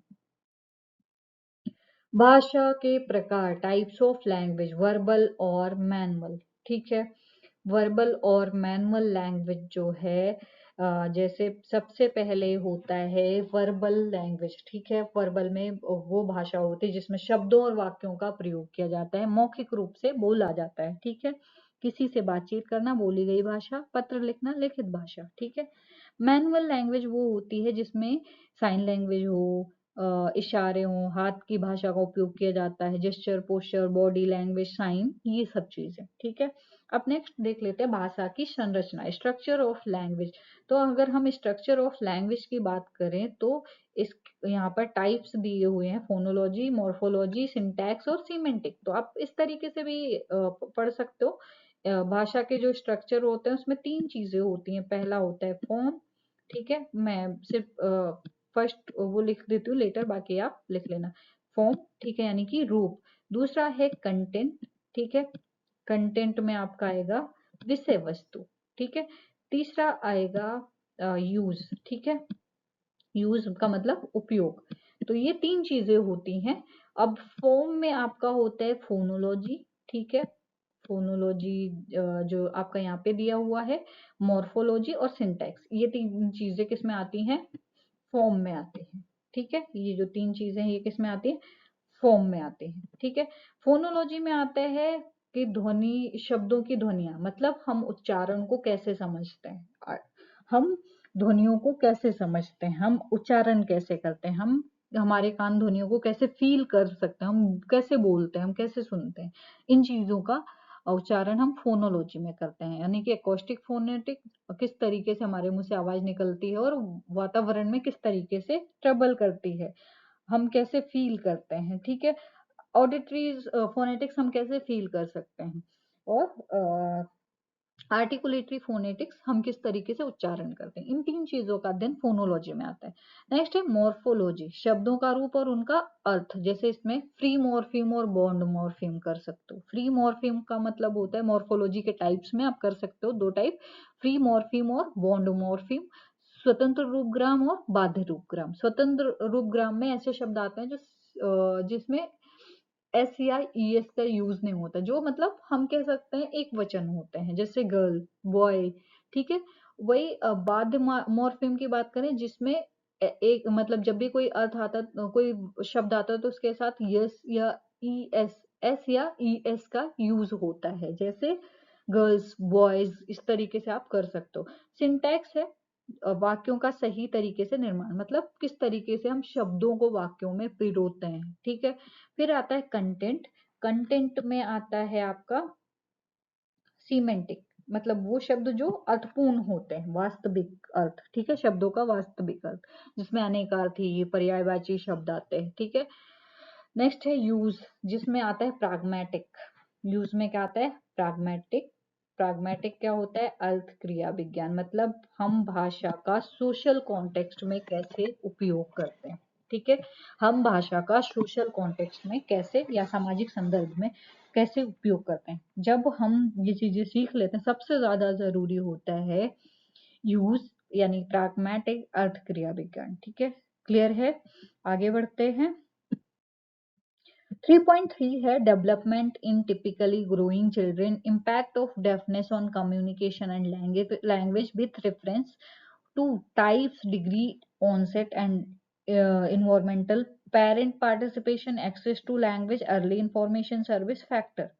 ठीक है, तो सबसे पहले हम देखेंगे development in typically growing children, impact of deafness. मतलब सबसे पहले development in typically growing children, सामान्य रूप से बढ़ने वाले बच्चों का विकास, जो नॉर्मल बच्चे होते हैं उनका कम्युनिकेशन और लैंग्वेज का विकास कैसे होता है। तो सामान्य बच्चों में भाषा का विकास धीरे धीरे होता है, जो 0 to 6 मंथ्स में शारीरिक ध्वनियों पर प्रतिक्रिया जैसे बड़बड़ाना, कूइंग, बैबलिंग ये स्टार्ट हो जाता है। 6 से 12 मंथ पे शब्दों की पहचान, सरल शब्दों का उच्चारण उच्चारण 1 से 2 साल में छोटे वाक्य बनाने की शुरुआत, 2 से 5 साल में बातचीत करने की क्षमता, अधिक शब्दों का प्रयोग, ठीक है। 5 से 7 साल में वाक्य संरचना में सुधार, अधिक जटिल विचारों का संचार। ये मैंने शॉर्ट में दे दिया ताकि आपको समझ में आए। आप इसको बढ़ा के लिखना, और जितना ज्यादा पॉइंट इसमें ऐड करोगे, मीनिंगफुल होने चाहिए जो भी पॉइंट, जो भी शब्द यूज कर रहे हो, तो जितना ज्यादा बढ़ा के लिखोगे आपके लिए अच्छा रहेगा, ठीक है। अब हम देख लेते हैं कि इसका डेफनेस पर प्रभाव क्या पड़ता है। तो अगर बच्चे को कंडक्टिव हियरिंग लॉस होता है तो बाहरी और मध्य कान में समस्या होती है, लेकिन आंतरिक कान ठीक रहता है, जिसका प्रभाव कम होता है। सुनने की क्षमता को हियरिंग एड से सुधारा जा सकता है, ठीक है। अगर सेंसरी न्यूरल हियरिंग लॉस होता है, आंतरिक कान या श्रवण तंत्रिका में समस्या होती है, जिसमें भाषा और संचार में गंभीर प्रभाव पड़ता है। मिक्स्ड हियरिंग लॉस में दोनों प्रकार का समस्या होता है, तो सुनने और भाषा दोनों पर अधिक प्रभाव पड़ता है। डिग्री ऑफ डेफनेस, अगर हम माइल्ड की बात करें तो माइल्ड हियरिंग लॉस बच्चों को कुछ शब्दों या ध्वनियों को समझने में कठिनाई होती है। हल्की बधिरता मतलब माइल्ड हियरिंग लॉस, आपने पढ़ा होगा माइल्ड, ठीक है। दूसरा है मॉडरेट, ठीक है। तीसरा है मॉडरेटली सीवियर, ठीक है। फिर है सीवियर या प्रोफाउंड कर सकते हो, तो इसमें कुछ ही है। तो इसमें जो मध्य बधिरता होता है, बच्चों को अधिक कठिनाई होती है और हियरिंग एड की आवश्यकता होती है। गंभीर में भाषा विकास में देरी देरी होती है, बच्चा सुनने के लिए श्रवण उपकरणों या साइन लैंग्वेज पर निर्भर हो सकता है। जो गहरी बधिरता होती है, उसमें बच्चों को पूरी तरह से सुनने में समस्या होती है, संचार के लिए पूरी तरह वैकल्पिक तरीका जैसे साइन लैंग्वेज का उपयोग करना पड़ता है। नेक्स्ट है ऑनसेट ऑफ डेफनेस, जिसमें प्रीलिंगुअल डेफनेस और पोस्ट लिंगुअल डेफनेस है। तो प्रीलिंगुअल जो होता है, बधिरता जन्म से पहले भाषा मतलब जब भी जन्म से पहले बधिरता होती है, जिसमें भाषा विकास पहले से प्रभावित होता है, जिसमें भाषा संचार और विकास पर गहरा प्रभाव पड़ता है। पोस्ट लिंगुअल होता है भाषा डेवलप होने के बाद की जो समस्या होती है, इसमें कुछ भाषा कौशल डेवलप हो जाता है और कुछ में इसमें सब सुनने में ज्यादा समस्या होती है। नेक्स्ट है इन्वायरमेंटल फैक्टर। इन्वायरमेंटल फैक्टर में है पेरेंटल पार्टिसिपेशन। यदि माता पिता बधिरता और बच्चों के संचार के विकास में जानकारी रखते हैं, सक्रिय रूप से सहायता करते हैं, तो बच्चा अधिक बेहतर तरीके से भाषा सीख सकता है, ठीक है। माता पिता की अगर बहुत ज्यादा सेंसिटिव होते हैं, बहुत ज्यादा बच्चों को प्रोत्साहित करते हैं, तो सामाजिक भाषा और विकास बेहतर हो सकता है। नेक्स्ट है एक्सेस टू लैंग्वेज। समय पर भाषा का उचित पहुंच होना, मतलब अगर हम समय समय पर बच्चे के स्टेटस के हिसाब से भाषा सिखाएंगे, बधिर बच्चों को सही उम्र में साइन लैंग्वेज, हियरिंग एड या जो और भी कम्युनिकेशन के जो ऑप्शन है या मेथड हैं, उनके माध्यम से अगर भाषा सिखाएं तो वो लैंग्वेज का तक पहुंच पाएंगे। बच्चों को अगर सही समय पर भाषा के संसाधन मिले तो उनका भाषा विकास सामान्य बच्चों के समान हो सकता है। नेक्स्ट है अर्ली इंफॉर्मेशन एंड सर्विस। बधिरता की पहचान और प्रारंभिक उपचार से बच्चे के संचार कौशल में सुधार हो सकता है। हियरिंग एड है, साइन लैंग्वेज के द्वारा एजुकेशन दे सकते हैं, जिससे बच्चे की जो शुरुआती शैक्षिक सेवाओं की आवश्यकता होती है, वो बच्चों के विकास के लिए प्रभावी हो सकती है। 3.4 है assessing communication and language, developing checklist skill, standardized tools and assessing language sample using parameters of measurement, productivity, complexity and correctness and communication। तो पहले भाषा संचार और भाषा का मूल्यांकन किस तरीके से करते हैं वो देख लेते हैं। तो सबसे पहले इसमें भाषा का मूल्यांकन विभिन्न उपकरणों और विधियों के माध्यम से किया जाता है। ये मूल्यांकन बच्चों की भाषा और संचार कौशल को समझने और उनके विकास की दिशा को निर्धारित करने में मदद करता है। तो सबसे पहले इसमें चेकलिस्ट आती है। चेकलिस्ट ये एक सूची होती है जिसमें विभिन्न भाषा और संचार कौशल से संबंधित बिंदु होते हैं। शिक्षक, माता पिता या चिकित्सक इस चेकलिस्ट का उपयोग बच्चे के विकास की अवस्था का अवलोकन करने के लिए करते हैं, ठीक है। उदाहरण, बच्चे के द्वारा बोले गए शब्दों की संख्या, संवाद की शुरुआत, सामाजिक संपर्क। स्केल क्या होता है? ये संचार और भाषा विकास के विभिन्न पहलुओं को मापने के लिए एक गेज या मापदंड होता है। ये बालकों के विकास के स्तर को वर्गीकृत करने में मदद करता है। जैसे चाइल्ड लैंग्वेज स्केल हो गई या लैंग्वेज डेवलपमेंट स्केल हो गई, इस तरीके से स्केल का यूज कर सकते हैं, चेकलिस्ट का यूज कर सकते हैं बच्चों की भाषा विकास को देखने के लिए। नेक्स्ट है स्टैंडर्डाइज्ड टेस्ट। स्टैंडर्डाइज्ड टेस्ट है वो होते हैं जैसे उपकरण बच्चों के भाषा विकास का आकलन करने के लिए वैज्ञानिक रूप से विकसित किए जाते हैं। जैसे रील्स हो गई, receptive expressive language, emergent language. ठीक है। आपकी एक और है एलपीटी, लिंग्विस्टिक प्रोफाइल टेस्ट हो गया। ठीक है। ऐसे टेस्ट होते हैं जिससे हम बच्चों की भाषा को माप सकते हैं, कम्युनिकेशन को माप सकते हैं। Rating language skills. ठीक है। प्लीजर लैंग्वेज स्केल्स है, ये मानकीकृत परीक्षण है जिसका उपयोग बच्चों की भाषा क्षमताओं का मूल्यांकन करने के लिए किया जाता है। रेटन लैंग्वेज स्केल है जिसमें बच्चों की भाषा की समझ और उत्पादन का परीक्षण करने के लिए अन्य मानकीकृत उपकरण है। Assessing language sample. ठीक है। अब यहाँ पर असेसिंग लैंग्वेज सैंपल जो है, भाषा नमूने सैंपल का मतलब नमूना। ठीक है। जिसमें नमूने का मूल्यांकन बच्चों के संचार कौशल का विश्लेषण करने के लिए किया जाता है, जो उनके द्वारा बोली गई या लिखी गई भाषा के उदाहरण होते हैं। ये प्रक्रिया विशेष रूप से उन बच्चों के लिए उपयोगी होती है जो भाषा में देरी का सामना कर रहे होते हैं।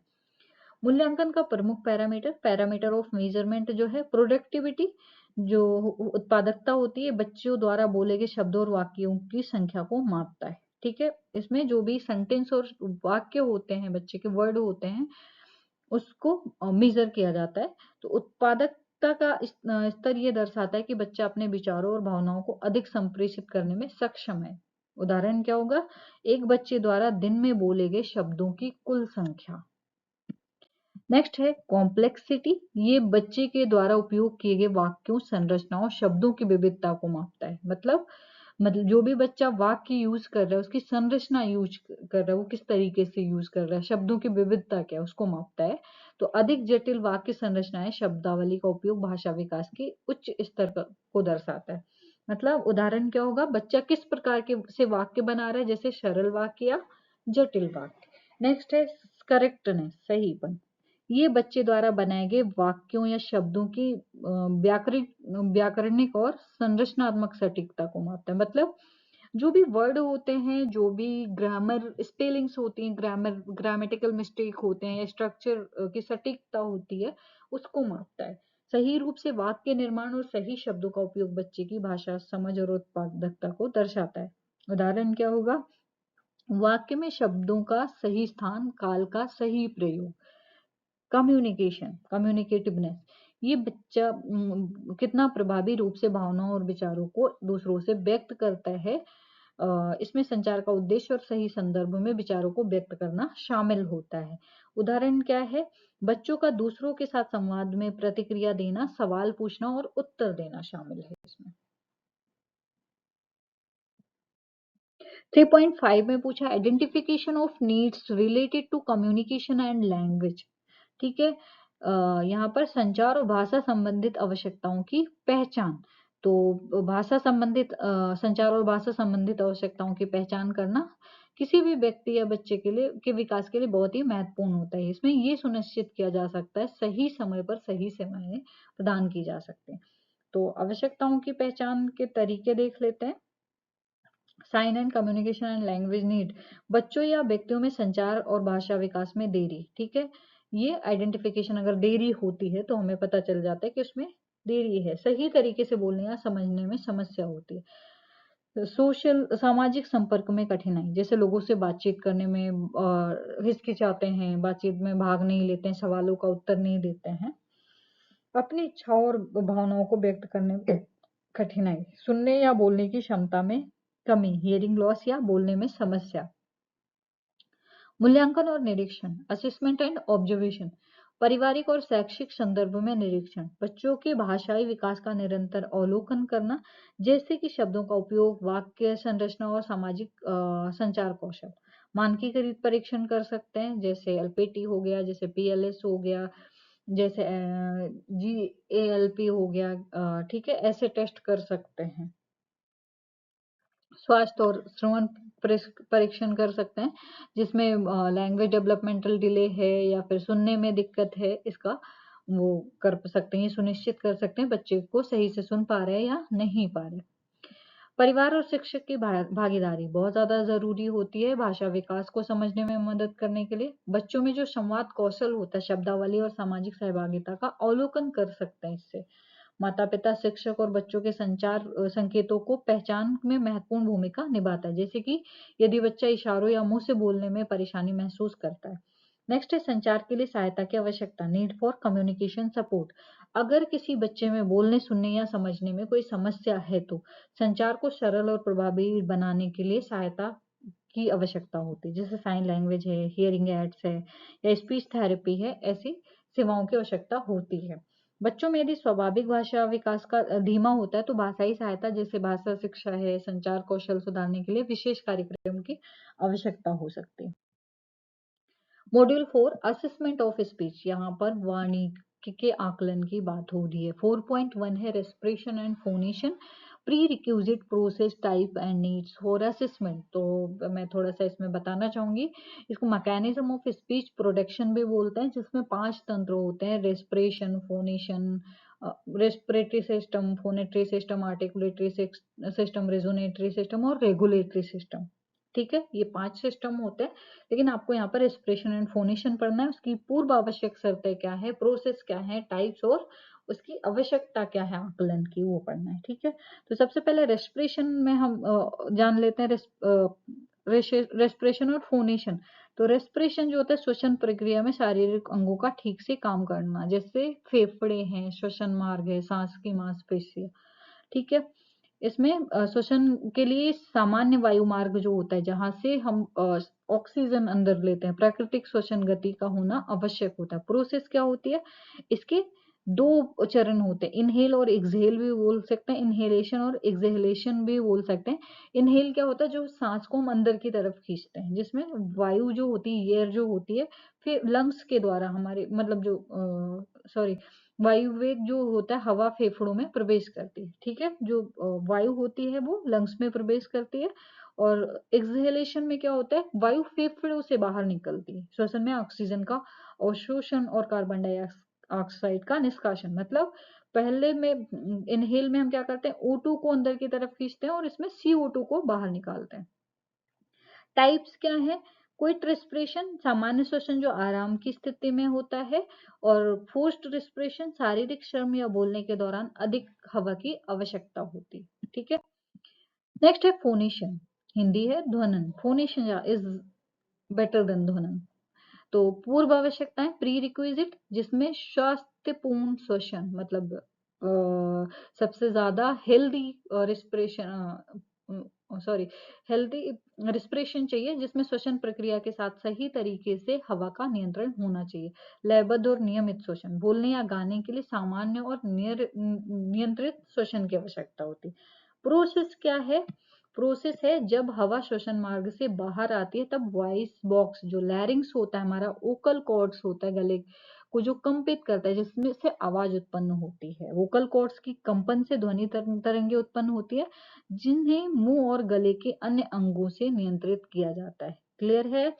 टाइप्स क्या है, नॉर्मल फोनेशन सामान्य बोलने या गाने की प्रक्रिया, एबनॉर्मल फोनेशन जब वोकल कॉर्ड्स में कोई विकृति हो तो आवाज में बदलाव आ सकती है, जैसे कर्कश आवाज, खसखसी आवाज, रूखी आवाज, इस तरीके से आवाज निकल सकती है। नेक्स्ट है नीड फॉर असेसमेंट, इसका असेसमेंट की आवश्यकता क्यों होती है, तो संचार और कौशल का मूल्यांकन। मतलब अगर फोनेटरी और रेस्पिरेटरी सिस्टम का सही तरीके से अगर वो काम नहीं कर रहे हैं तो संचार में कठिनाई उत्पन्न कर सकते हैं। इनका सही मूल्यांकन अगर हम कर लेते हैं तो जो कम्युनिकेशन की स्किल्स है उसको सुधार सकते हैं। नेक्स्ट है स्वास्थ्य जांच, श्वसन और ध्वनन संबंधी समस्या शारीरिक स्वास्थ्य की समस्याओं का संकेत हो सकते हैं, जैसे श्वसन रोग होता है, वोकल कॉर्ड डिसऑर्डर होता है। भाषाई विकास, बच्चों में सही फोनेटरी और रिजोने सॉरी इसको रेस्पिरेटरी सिस्टम का सही विकास उनकी भाषा समझ और बोलने की क्षमता को प्रभावित कर सकता है।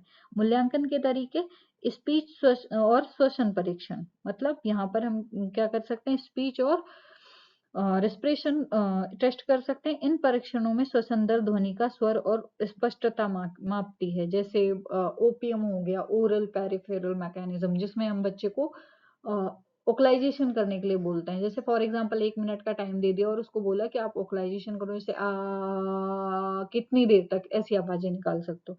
तो उस तरीके से हम उसका टेस्ट कर सकते हैं। अगर 1 मिनट तक कर लिया तो उसका जो रेस्पिरेशन सिस्टम है वो अच्छा है, अगर नहीं कर पाया तो उसमें कोई ना कोई डिसऑर्डर है। ओकल कार्ड्स परीक्षण, श्वसन और ध्वनि समस्याओं के लिए डॉक्टर ओकल कार्ड्स की स्थिति का निरीक्षण करते हैं। यहाँ पर डॉक्टर के द्वारा परीक्षण किया जाता है। 4.2 में पूछे basic articulation and phonology, active and passive articulation, classification of vowel and consonant, assessment of articulation. तो सबसे पहले हम देख लेते हैं बेसिक आर्टिकुलेशन एंड फोनोलॉजी, ठीक है, या आर्टिकुलेटरी और फोनोलॉजी। तो सबसे पहले सक्रिय और निष्क्रिय उच्चारण है। सक्रिय का मतलब जो मूवमेंट करते हैं, जो स्थानांतरित होते हैं। निष्क्रिय का मतलब जो मूवमेंट नहीं करते हैं। तो एक्टिव आर्टिकुलेटर क्या होते हैं? जो शारीरिक ऐसे अंग होते हैं, ऐसे उच्चारक अंग होते हैं आपके पास मुंह के द्वारा। एक लैब होती है, मैं हमेशा स्टूडेंट्स को बोलती हूँ कि आपके पास चलती फिरती लैब है, मतलब जो आपकी मुंह की संरचना है, ठीक है। तो इस जो आवाज बनाने में मदद करते हैं ऐसे आर्टिकुलेटर। तो इसमें बहुत सारे कौन कौन से, जैसे जीभ है, हम आराम से हिला सकते हैं। लोअर लिप है, जो नीचे के होंठ हैं, उसको भी हम हिला सकते हैं। सॉफ्ट पैलेट है, उसको भी हिला सकते हैं, ठीक है। लिप्स है, ठीक है, ये गला नहीं है, लिप्स है, तो उसको भी हम हिला सकते हैं। तो लोअर जो है, जैसे हमारा जबड़ा है, वो भी हिला सकते हैं। तो जो चीजें मूवमेंट करती हैं, गति करती हैं, वो होती हैं एक्टिव आर्टिकुलेटर। नेक्स्ट है पैसिव आर्टिकुलेटर। ये अंग जो होते हैं, ये आर्टिकुलेटर जो होते हैं, वो अपनी जगह पे स्थिर होते हैं, सक्रिय अंगों से संपर्क करते हैं। जैसे हार्ड पैलेट हो गया, टीथ हो गया, टीथ रिज हो गई, ठीक है, ये सारी चीजें। नेक्स्ट है wobble and consonant, classification of wobble and consonant. तो ये पहला है वोबेल, स्वर ध्वनियां, ऐसी ध्वनियां होती हैं जो श्वास प्रवाह के बिना किसी अवरोध के उत्पन्न होती हैं। इनका वर्गीकरण निम्नलिखित है।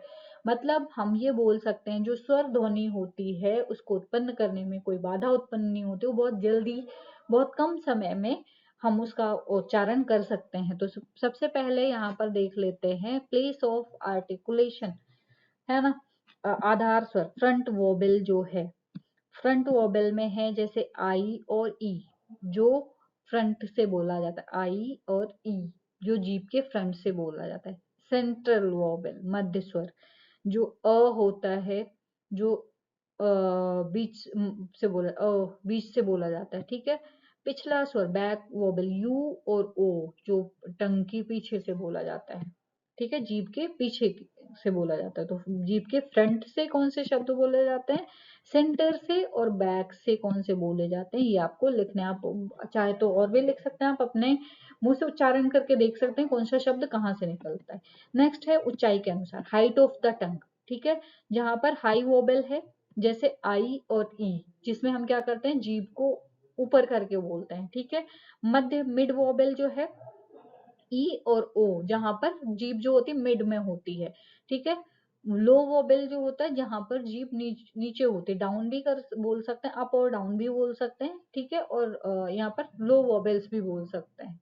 गोलाई के अनुसार, यानी राउंड और अनराउंड। तो राउंडनेस जो होता है, जैसे राउंड होता है ओ और यू होता है, जिसमें हम जीभ को गोल करके बोलते हैं, ठीक है। अनराउंड जो होता है अगोल होता है, जैसे ई है, आई है, ठीक है। ई और ए होता है, ठीक है। तो इस तरीके से आप लिख सकते हैं और एग्जाम्पल लिखेंगे तो ज्यादा बेटर है। कॉन्सोनेंट जो है, सबसे पहले इसमें देख लेते हैं। ये ध्वनियां ऐसी ध्वनियां हैं जिससे श्वास प्रवाह में अवरोध होती हैं, जिनका वर्गीकरण निम्नलिखित है। इसमें जब भी हम उच्चारण करते हैं तो बैरियर उत्पन्न होता है। जैसे क करा, तो जब हम कै क का उच्चारण करते हैं, जैसे राजस्थान में क को क्या बोलते हैं, ठीक है। तो जब हम क का उच्चारण करते हैं तो क प्लस आ, ये होता है, मतलब इसमें दो चीजें होती हैं, मतलब क के साथ अ जुड़ा हुआ है तो इसमें अवरोध होता है, फिर इज इक्वल टू क होता है, ठीक है। तो इसको बोलने में अवरोध होता है। तो सबसे पहले हम देख लेते हैं प्लेस ऑफ आर्टिकुलेशन। मतलब प्लेस ऑफ आर्टिकुलेशन में है डेंटल साउंड, जो दांतों के उच्चारण के साथ होता है, जैसे त, थ, द, ध, न, त, थ, द, ध, ठीक है। तालु के साथ प्लेटल साउंड है, श है, झ है, ठीक है। लेबियोडेंटल है, मुंह के साथ लेबियोडेंटल है, जो प है, फ है, मतलब जीभ मुंह के साथ नहीं, लिप के साथ इसको कर सकते हो, ठीक है, होठों के आधार पर, प, फ, ब, भ, इस तरीके से। नेक्स्ट है ध्वनि के अनुसार मैनर ऑफ आर्टिकुलेशन, प्लोजिव साउंड है, जैसे प है, ट है, क है, ठीक है। फेरिकेटिव जो संघर्षी होता है, ठीक है, फ है, स है। नेजल साउंड होता है, जैसे जो नाक के द्वारा होता है, ठीक है। अफेरिकेटिव होता है, इसमें वाइब्रेशन ज्यादा होता है, इसमें वाइब्रेशन नहीं होता अफेरिकेटिव में, जैसे च और ज, ठीक है। इसमें फ है, स है, जिसमें हवा ज्यादा निकलती है फेरिकेटिव में, ठीक है, इसमें हवा नहीं निकलती है। स्वरूप के अनुसार वॉइसिंग है, जैसे व, ड, ज, ठीक है, जिसमें हवा के आवाज के साथ साथ हवा, और जो वॉइसलेस होते हैं प, ट, क। असेसमेंट ऑफ आर्टिकुलेशन, तो आर्टिकुलेशन का असेसमेंट किस तरीके से करेंगे?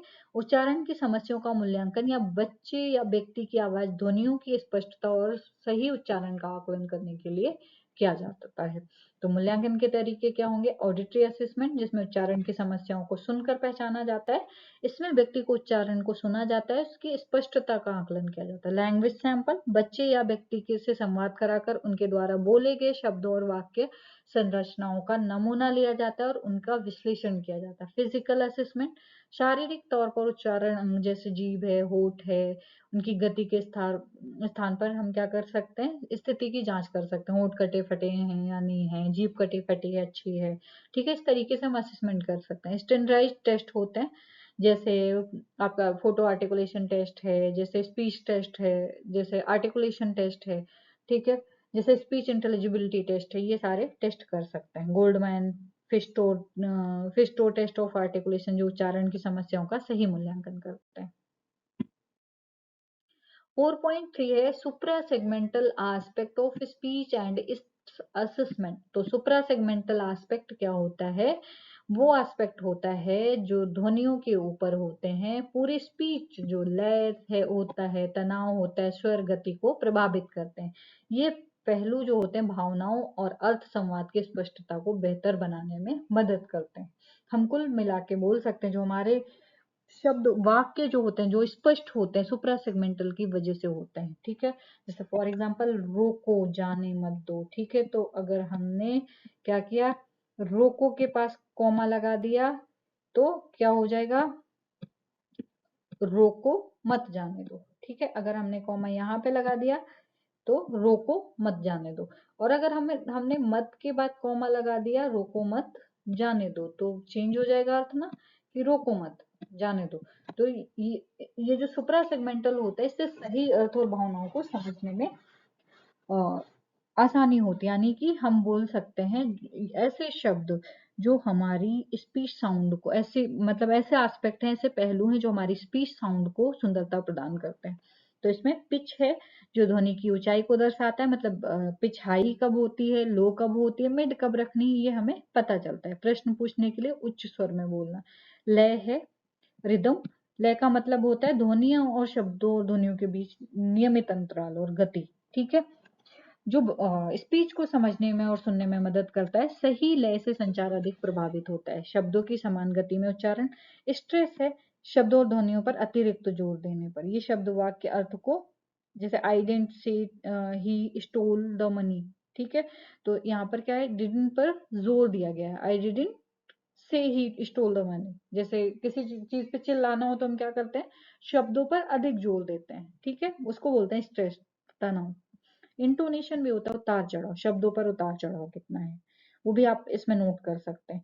गति होती है, रेट ऑफ स्पीच, मतलब जब हम बोलते हैं तो उसमें कितने शब्द बोलने चाहिए, ठीक है। सामान्य में 160 वर्ड होते हैं पर आवर।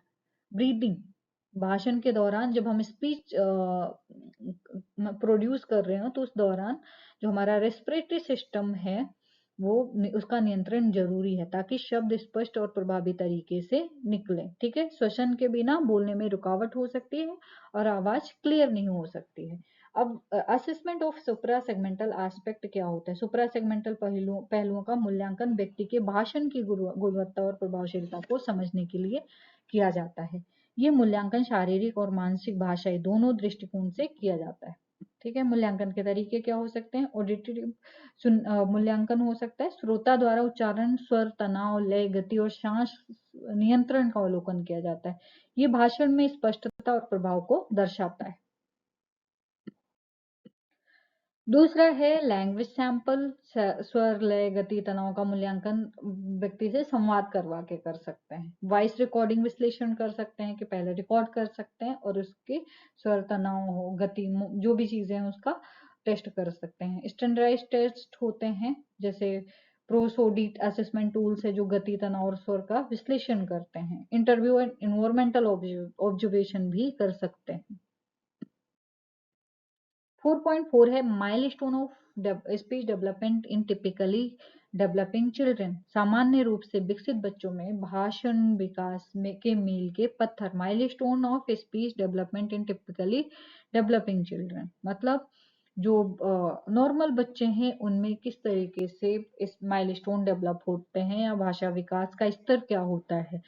तो उसका निम्नलिखित है 0 to 6, मतलब इसमें क्यूइंग पीरियड होता है 0 to 6 मंथ में, जिसमें पहले 2-3 महीने में विभिन्न स्वर हल्के ध्वनियां निकालने लगते हैं जैसे ऊ आ, जैसे कू गू की आवाज निकालना। क्राइंग पीरियड रोना होता है, जैसे बच्चे की पहली आवाज भूख, आराम या असुविधा को व्यक्त करती है। बच्चा जब स्टार्टिंग मतलब 1 मंथ में बच्चा क्या करता है, क्राइंग करता है, भूख लगती है रोता है, पेन होता है रोता है, डिस्कम्फर्ट होता है तो रोता है। ठीक है, हर चीज की आवश्यकता, जब भी उसको किसी चीज की आवश्यकता होती है तो क्राइंग करता है। 0 to 6 मंथ पे बैबलिंग होता है। 6 महीने की उम्र के बाद बच्चा बाबा, दादा, मामा जैसी ध्वनियां बनाता है। स्वर का प्रयोग करने लगता है, यूज ऑफ साउंड। बच्चा अन्य ध्वनियों के साथ विभिन्न स्वर और ताल का प्रयोग शुरू करता है जिसमें वह कन्वर्सेशन शुरू कर सकते हैं। साउंड रिकॉग्निशन, ध्वनि को पहचानने में सक्षम होते हैं। 12 से 18 महीने फर्स्ट मीनिंगफुल वर्ड जो है, जैसे बच्चा इस समय माँ, पापा, पानी जैसे शब्द बोलने लगता है। समझने की क्षमता, अंडरस्टैंडिंग पावर डेवलप होती है, जैसे आओ, दीजिए। ठीक है, 18 से 24 महीने में बच्चे की जो वोकेबलरी होती है उसमें ग्रोथ होता है, 50 से 100 शब्द तक बोलने लग जाता है। 2 शब्द वाक्य बोलने लगता है, जैसे पापा आओ, पानी, मम्मा पानी, मुझे चाहिए। ठीक है, ऐसे शब्द बोलने लगता है। 2 वर्ड सेंटेंस स्टेज बोलते हैं। 2 से 3 वर्ष में सेंटेंस फॉर्मेशन करने लगता है, सेंटेंस वाक्य का निर्माण करने लगता है। इसमें बच्चा 3-4 शब्दों का उपयोग करके छोटे वाक्य बनाने लगता है, जैसे मैं खेल रहा हूँ। सुनने और समझने की क्षमता, कॉम्प्रिहेंशन, वह छोटे वाक्यों और निर्देशों को पूरी तरह से समझने में सक्षम हो जाते हैं। 3 से 4 साल में वाक्य संरचना में सुधार हो जाता है, मतलब जो वाक्य की संरचना होती है, जैसे मैंने खिलौना गिरा दिया, अधिक जटिल वाक्य बोलने लगते हैं। वाचन कौशल डेवलप हो जाता है, किताबें और चित्रों को समझने लगते हैं, पिक्चर डिस्क्रिप्शन कर पाते हैं। 4 से 5 साल में लैंग्वेज वैरायटी जो होती है, जैसे भाषा में विविधता, बच्चे जटिल वाक्य, प्रश्न और भावनाओं को व्यक्त करने में सक्षम हो जाते हैं। स्वच्छ उच्चारण, क्लियर प्रोनाउंसिएशन हो जाता है, इनसे उच्चारण में सुधार होता है और अधिकांश शब्द को सही तरीके से बोल पाते हैं। 5 से 6 वर्ष में एक्सटेंडेड कन्वर्सेशन, अपनी बातों को विस्तार से व्यक्त करने में सक्षम हो जाते हैं, ग्रामर का यूज करने लगते हैं, मैं स्कूल जा रहा हूँ, तुमने क्या किया, ऐसे sentence. Speech intelligibility concept, factor and assessment. तो स्पीच इंटेलिजिबिलिटी का मतलब होता है वाणी की स्पष्टता। यहाँ पर हम वाणी की स्पष्टता की बात करें, स्पीच इंटेलिजिबिलिटी टेस्ट होता है जहाँ पर हम वाणी की स्पष्टता को चेक करते हैं। तो इसकी हम सबसे पहले कॉन्सेप्ट समझ लेते हैं। भाषण स्पष्टता यानी कि स्पीच इंटेलिजिबिलिटी का मतलब होता है किसी व्यक्ति के द्वारा बोली गई ध्वनियों और शब्दों को श्रोता द्वारा सही तरीके से समझना। यदि किसी व्यक्ति का भाषण स्पष्ट है तो श्रोता को शब्दों और वाक्यों को आसानी से पहचानने और समझने में कठिनाई नहीं होती है।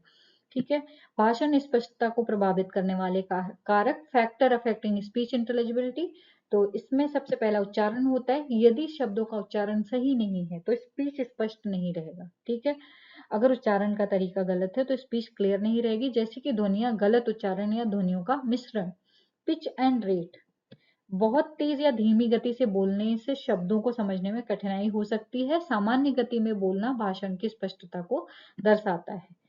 तनाव, शब्दों का पर सही तनाव का प्रयोग करने से भाषण अधिक स्पष्ट होता है। यदि तनाव गलत स्थान पर हो तो ये अर्थ को बदल देता है।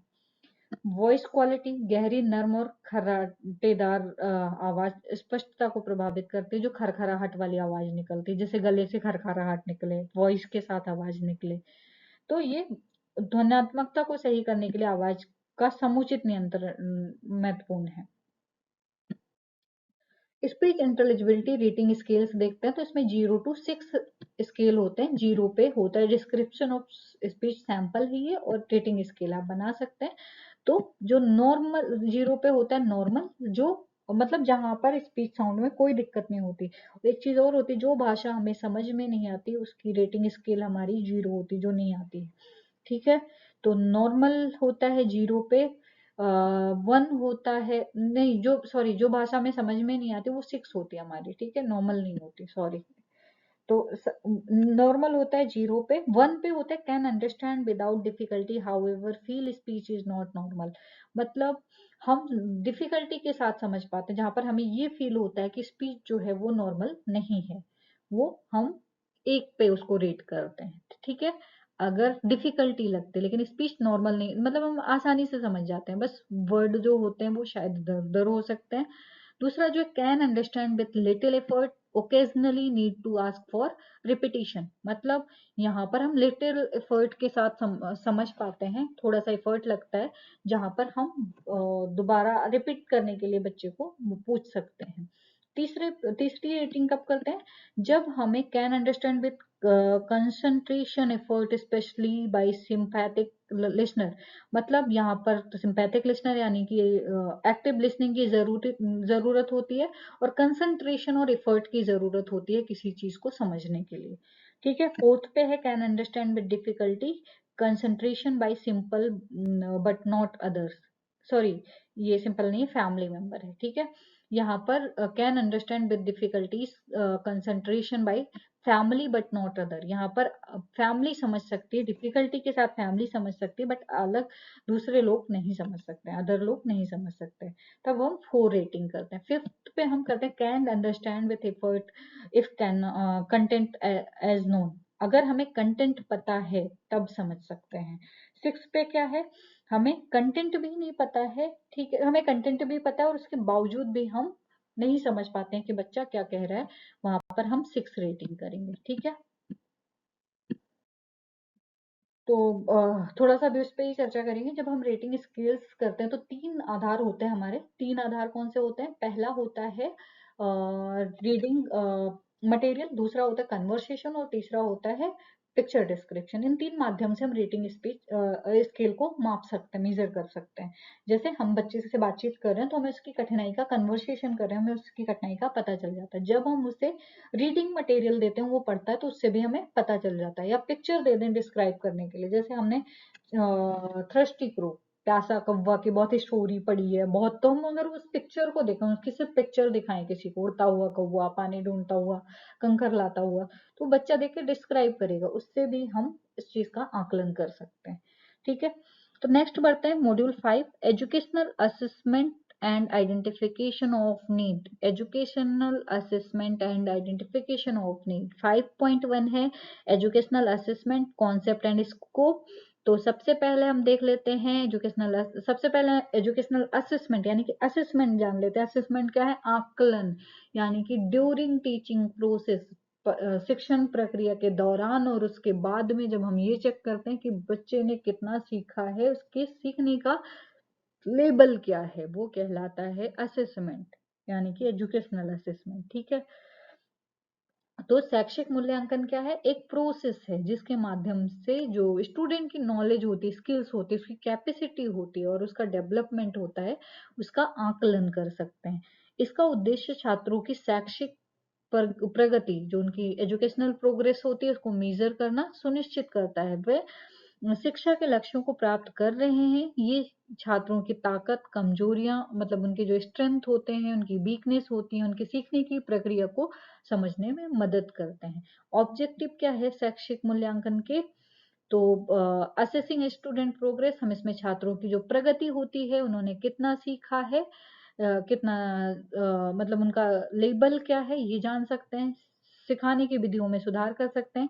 Improve in teaching learning method, मतलब जो हमारी टीचिंग लर्निंग मेथड है, हम जिस मेथड से पढ़ा रहे हैं उसमें भी अ, हम असेसमेंट कर सकते हैं। ठीक है, एक आप डायग्राम बना सकते हैं इस तरीके से। ठीक है, आप ट्राइंगल बना लीजिए। पहला तो हम कैरिकुलम, पहला टीचर का असेसमेंट कर सकते हैं। ठीक है, दूसरा हम बात करें तो स्टूडेंट का असेसमेंट कर सकते हैं। तीसरा कैरिकुलम का असेसमेंट कर सकते हैं। ठीक है, टीचर में टीचिंग मेथड क्या है, वो जिस तरीके से पढ़ा रहा है, इंस्ट्रक्शन जो लेक्चर डिलीवर कर रहा है, उसकी शैक्षिक रणनीति क्या है, उसका असेसमेंट कर सकते हैं। स्टूडेंट कितना सीख रहा है, कंटेंट उसके लिए कितना इफेक्टिव है, उसका असेसमेंट कर सकते हैं। कैरिकुलम कितना प्रभावी है, उसका असेसमेंट कर सकते हैं। ठीक है, तो इस तरीके से आप आकलन का वो ड्रॉ कर सकते हो। शिक्षा नीति में सुधार, इम्प्रूवमेंट इन एजुकेशनल पॉलिसी, मतलब जो शैक्षिक कार्यक्रम है, उनके जो पाठ्यक्रम है, उनकी प्रभावशीलता क्या है, इसका आकलन कर सकते हैं। कौशल और क्षमता का आकलन कर सकते हैं। बच्चे की जो स्किल्स है और उसकी जो एबिलिटी है, वो किस तरीके से अपने विचार को प्रकट करता है, समस्या किस तरीके से हल करता है, संचार क्षमता क्या है, इन चीजों का आकलन कर सकते हैं। नेक्स्ट है टाइप्स ऑफ एजुकेशनल असेसमेंट। तो टाइप्स ऑफ एजुकेशनल असेसमेंट की बात करें तो फॉर्मेटिव और समेटिव असेसमेंट है, डायग्नोस्टिक है, नॉन फॉर्म रेफरेंस, नॉम रेफरेंस और क्राइटेरियन रेफरेंस है। ठीक है, types of educational assessment formative की बात करें, यहाँ पर क्या होता है, ये छात्रों के अध्ययन के दौरान की जाती है ताकि शिक्षक ये समझ सके कि छात्र को कहाँ मदद की आवश्यकता है। मतलब जब हम टीचिंग प्रोसेस कर रहे होते हैं, मतलब ड्यूरिंग टीचिंग प्रोसेस, जब पढ़ाने के दौरान, ठीक है, अध्ययन के दौरान हम अगर चेक करते हैं कि बच्चे ने कितना सीखा, जैसे क्लास वर्क है, क्विज है, असाइनमेंट ले लेते हैं या क्वेश्चन पूछ लेते हैं, तो फॉर्मेटिव असेसमेंट होता है। फॉर एग्जांपल, एक एग्जांपल बताती हूँ, बहुत ही मजेदार है। फॉर एग्जांपल, हम चावल पका रहे हैं, अगर हम भगोने में चावल पकाते हैं तो हम बीच में चेक करते हैं। ठीक है, दैट इज फॉर्मेटिव असेसमेंट। ठीक है, यहाँ पर हम सुधार कर सकते हैं, पानी कम है तो पानी और डाल सकते हैं। ठीक है, फॉर्मेटिव असेसमेंट में हम सुधार कर सकते हैं। लेकिन समेटिव असेसमेंट में, फॉर एग्जांपल, कुकर में चावल रख दिया और वो 2 सीटी के बाद उससे ओपन करो तो तब तक वो पक गया, वो जल गया या कुछ भी हुआ, उसमें सुधार की आवश्यकता नहीं होती। जो लास्ट में असेसमेंट होता है, मतलब लास्ट में वो समेटिव असेसमेंट होता है, फॉर्मेटिव असेसमेंट होता है ड्यूरिंग ड्यूरिंग टीचिंग प्रोसेस। ठीक है, सेमेस्टर एंड जो होता है, प्रोजेक्ट एंड होता है, अभी आपका सेमेस्टर एंड का एग्जाम होने वाला है फर्स्ट सेमेस्टर का, तो ये है समेटिव असेसमेंट। इसके बाद आप में सुधार नहीं हो सकते। जैसे हमने इंटरनल एग्जाम लिया, तो अगर उसमें आप पास नहीं हुए होते तो हम दोबारा आपका एग्जाम ले लेते, तो वो होता है फॉर्मेटिव असेसमेंट। ठीक है, नैदानिक मूल्यांकन जो है, इसमें छात्र की जो कमजोरियां हैं, समस्याएं, उनका पता लगाने के लिए किया जाता है ताकि सुधार का उपाय कर सकें।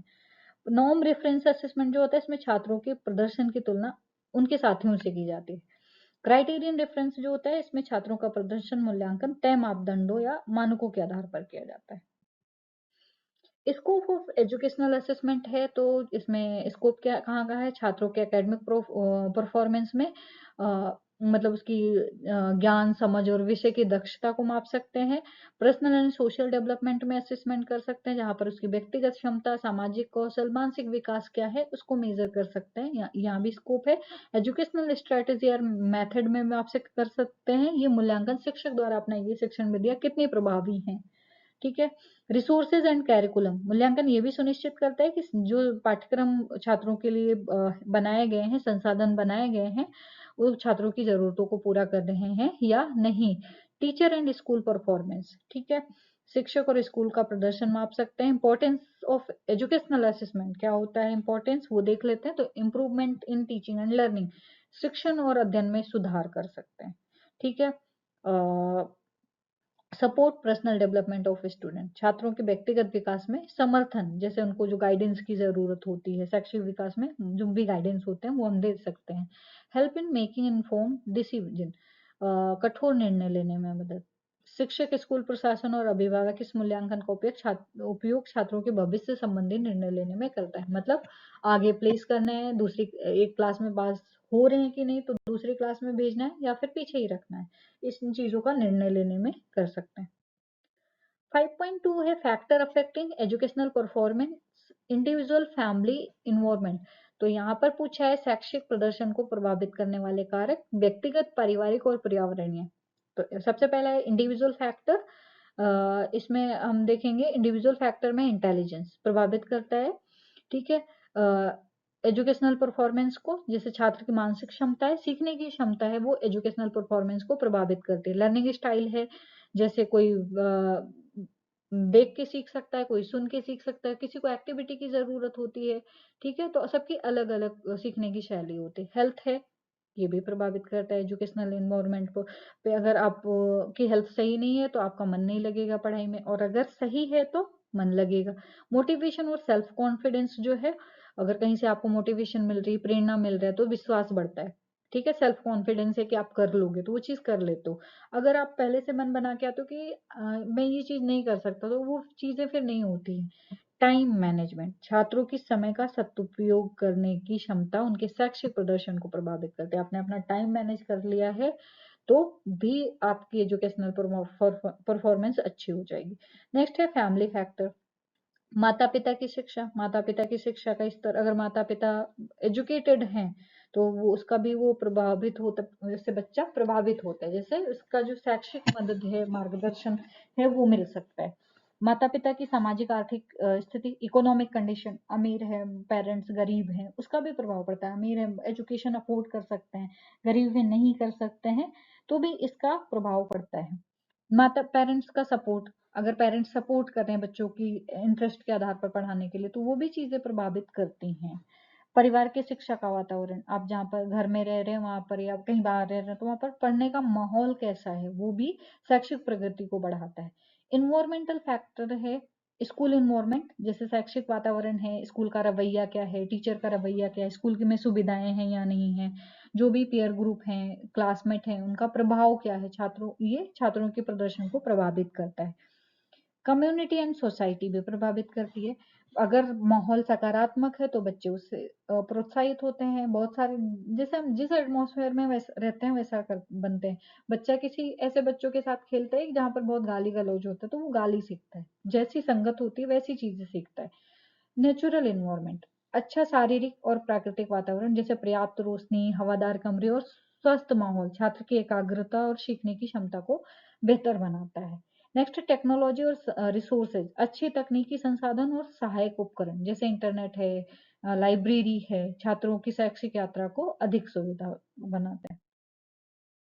5.3 है types of assessment, norm reference and criterion reference test, comprehensive and continuous assessment, summative and formative, formal and informal, conventional and alternative, performance based and curriculum based। तो यहाँ पूछा है टाइप्स ऑफ असेसमेंट। आपने नॉन रेफरेंस और criterion reference test की videos पढ़ी हैं तो आप देख सकते हैं, वो अलग अलग आप इसमें बताया गया तो वो आप ज्यादा अच्छे से समझ पाएंगे, ठीक है। तो इस प्रकार के जो मूल्यांकन होते हैं, नॉर्म रेफरेंस टेस्ट जो होता है उसमें छात्र के प्रदर्शन की तुलना उनके साथियों के प्रदर्शन से की जाती है, जिसमें उद्देश्य से निर्धारित होता है कि छात्र अन्य छात्रों के मुकाबले कहाँ है। मानक परीक्षण जैसे बोर्ड परीक्षा हो गई, ठीक है। क्राइटेरियन रेफरेंस टेस्ट जो होता है इसमें मूल्यांकन में छात्रों का प्रदर्शन जो होता है उनका आकलन एक निर्धारित तो मानक या उद्देश्य के आधार पर किया जाता है। ये मूल्यांकन ये जांचता है कि छात्र विशिष्ट लक्ष्यों को पूरा कर पाया है या नहीं। उदाहरण है क्लास प्रोजेक्ट, योग्यता आधारित परीक्षण, ठीक है। जैसे एलिजिबिलिटी टेस्ट होते हैं, जैसे सीटेट हो गया, रीट हो गया, इस तरीके से, ठीक है। तो आप इनकी वीडियो अगर देख लोगे तो आपको नॉर्म रेफरेंस टेस्ट और क्राइटेरियन रेफरेंस टेस्ट बहुत क्लियर हो जाएगा। ये क्वेश्चन हमेशा आते हैं, ठीक है। तो आप देख सकते हैं, वो वीडियो पड़ी है, नॉर्म रेफरेंस और क्राइटेरियन रेफरेंस टेस्ट। समग्र और निरंतर मूल्यांकन, comprehensive and continuous assessment. Comprehensive assessment है, इसमें छात्र के समग्र विकास को मापने के लिए सभी पहलुओं का मूल्यांकन किया जाता है, जैसे शैक्षिक हो गई, मानसिक हो गई, शारीरिक हो गई, ठीक है। यहाँ पर कॉम्प्रिहेंसिव असेसमेंट ये होता है। निरंतर मूल्यांकन या कंटिन्यूअस, जिसमें छात्रों की सीखने की प्रक्रिया के दौरान निरंतर आधार पर किया जाता है। इसमें छोटे छोटे टेस्ट होते हैं, असाइनमेंट होते हैं या अन्य गतिविधियां शामिल होती हैं। समेटिव और फॉर्मेटिव पे हमने चर्चा कर लिया था। समेटिव मतलब जब ये तब होता है, हमेशा एंड में पूरा किया जाता है, जैसे वार्षिक परीक्षा निश्चित समय के बाद छात्रों का समग्र मार्ग प्रदर्शन का मूल्यांकन करता है। और फॉर्मेटिव क्या होता है, शैक्षिक प्रक्रिया के दौरान किया जाता है, क्लास में दिए गए छोटे क्विज और असाइनमेंट। फॉर्मल और इनफॉर्मल क्या होते हैं, ये फॉर्मल जो होता है ये मूल्यांकन की एक निर्धारित प्रक्रिया और मानदंड के आधार पर होता है, जिसमें परीक्षा और टेस्ट शामिल होते हैं, जैसे कागजी परीक्षा होती है, पेपर पेंसिल परीक्षा। ठीक है। इनफॉर्मल जो होता है इसमें छात्र की प्रगति का मूल्यांकन बिना किसी निर्धारित प्रक्रिया के किया जाता है, जिसमें शिक्षक द्वारा कक्षा में छात्रों के कार्य गतिविधियों और चर्चा के आधार पर किया जाता है, जैसे ग्रुप डिस्कशन हो गया, जैसे प्रोजेक्ट वर्क हो गया, जैसे ऑब्जर्वेशन हो गया। तो इस तरीके से इनफॉर्मल टेस्ट कर सकते हैं। नेक्स्ट है कन्वेंशनल एंड अल्टरनेटिव असेसमेंट। तो जो कन्वेंशनल असेसमेंट है, पारंपरिक मूल्यांकन है, मूल्यांकन पेपर और पेंसिल पर आधारित होता है, जिसमें लिखित परीक्षा, मल्टीपल चॉइस प्रश्न और सही गलत प्रश्न शामिल होते हैं। जैसे एग्जाम्पल क्या है इसका, वार्षिक परीक्षा। अल्टरनेटिव परीक्षा जो है, असेसमेंट सॉरी अल्टरनेटिव या वैकल्पिक मूल्यांकन जो है, इस प्रकार का मूल्यांकन पारंपरिक परीक्षा के बजाय छात्रों की वास्तविक क्षमता और कौशल को मापने के लिए किया जाता है। यहाँ पर जो उनकी एक्चुअल कैपेसिटी होती है, स्किल्स होती है, उसको मापने के लिए विभिन्न विधियों का उपयोग किया जाता है, जैसे प्रोजेक्ट, प्रैक्टिकल कार्य हो गया, प्रोजेक्ट हो गया, पोर्टफोलियो हो गया। ठीक है, ये चीज है। नेक्स्ट है performance based and curriculum based assessment. Performance based assessment होता है, इसमें छात्रों के वास्तविक कार्य या प्रदर्शन का मूल्यांकन किया जाता है। इसमें कौशल और क्षमता को दर्शाता है, जैसे प्रस्तुति हो गई, हम प्रेजेंटेशन करवा लेते हैं, प्रोजेक्ट दे देते हैं, या फिर कला प्रदर्शन या फिर कोई ड्रामा एक्ट वगैरह करवा लेते हैं। ठीक है। नेक्स्ट है पाठ्यक्रम आधारित मूल्यांकन, कैरिकुलम बेस्ड असेसमेंट। ये मूल्यांकन छात्र के प्रदर्शन का आकलन सीधे पाठ्यक्रम से जुड़ी गतिविधियों पर आधारित होता है, जो पाठ्यक्रम से पाठ्यपुस्तक जो कंटेंट होता है हमारा, उस पर आधारित होता है। इसका उद्देश्य ये होता है कि छात्र ने पाठ्यक्रम में क्या सीखा है। तो पाठ्य पुस्तक आधारित परीक्षा हो सकती है, पाठ्यक्रम की गतिविधियां हो सकते हैं इसमें। 5.4 है tools and techniques of educational assessment, observation, interview, development and skills, standard test and different levels and classroom. ये स्टैंड नहीं, स्टैंडर्ड टेस्ट है, या standardise test at different level and classroom assessment techniques, conventional and modern. तो सबसे पहले देख लेते हैं tools and techniques of educational assessment.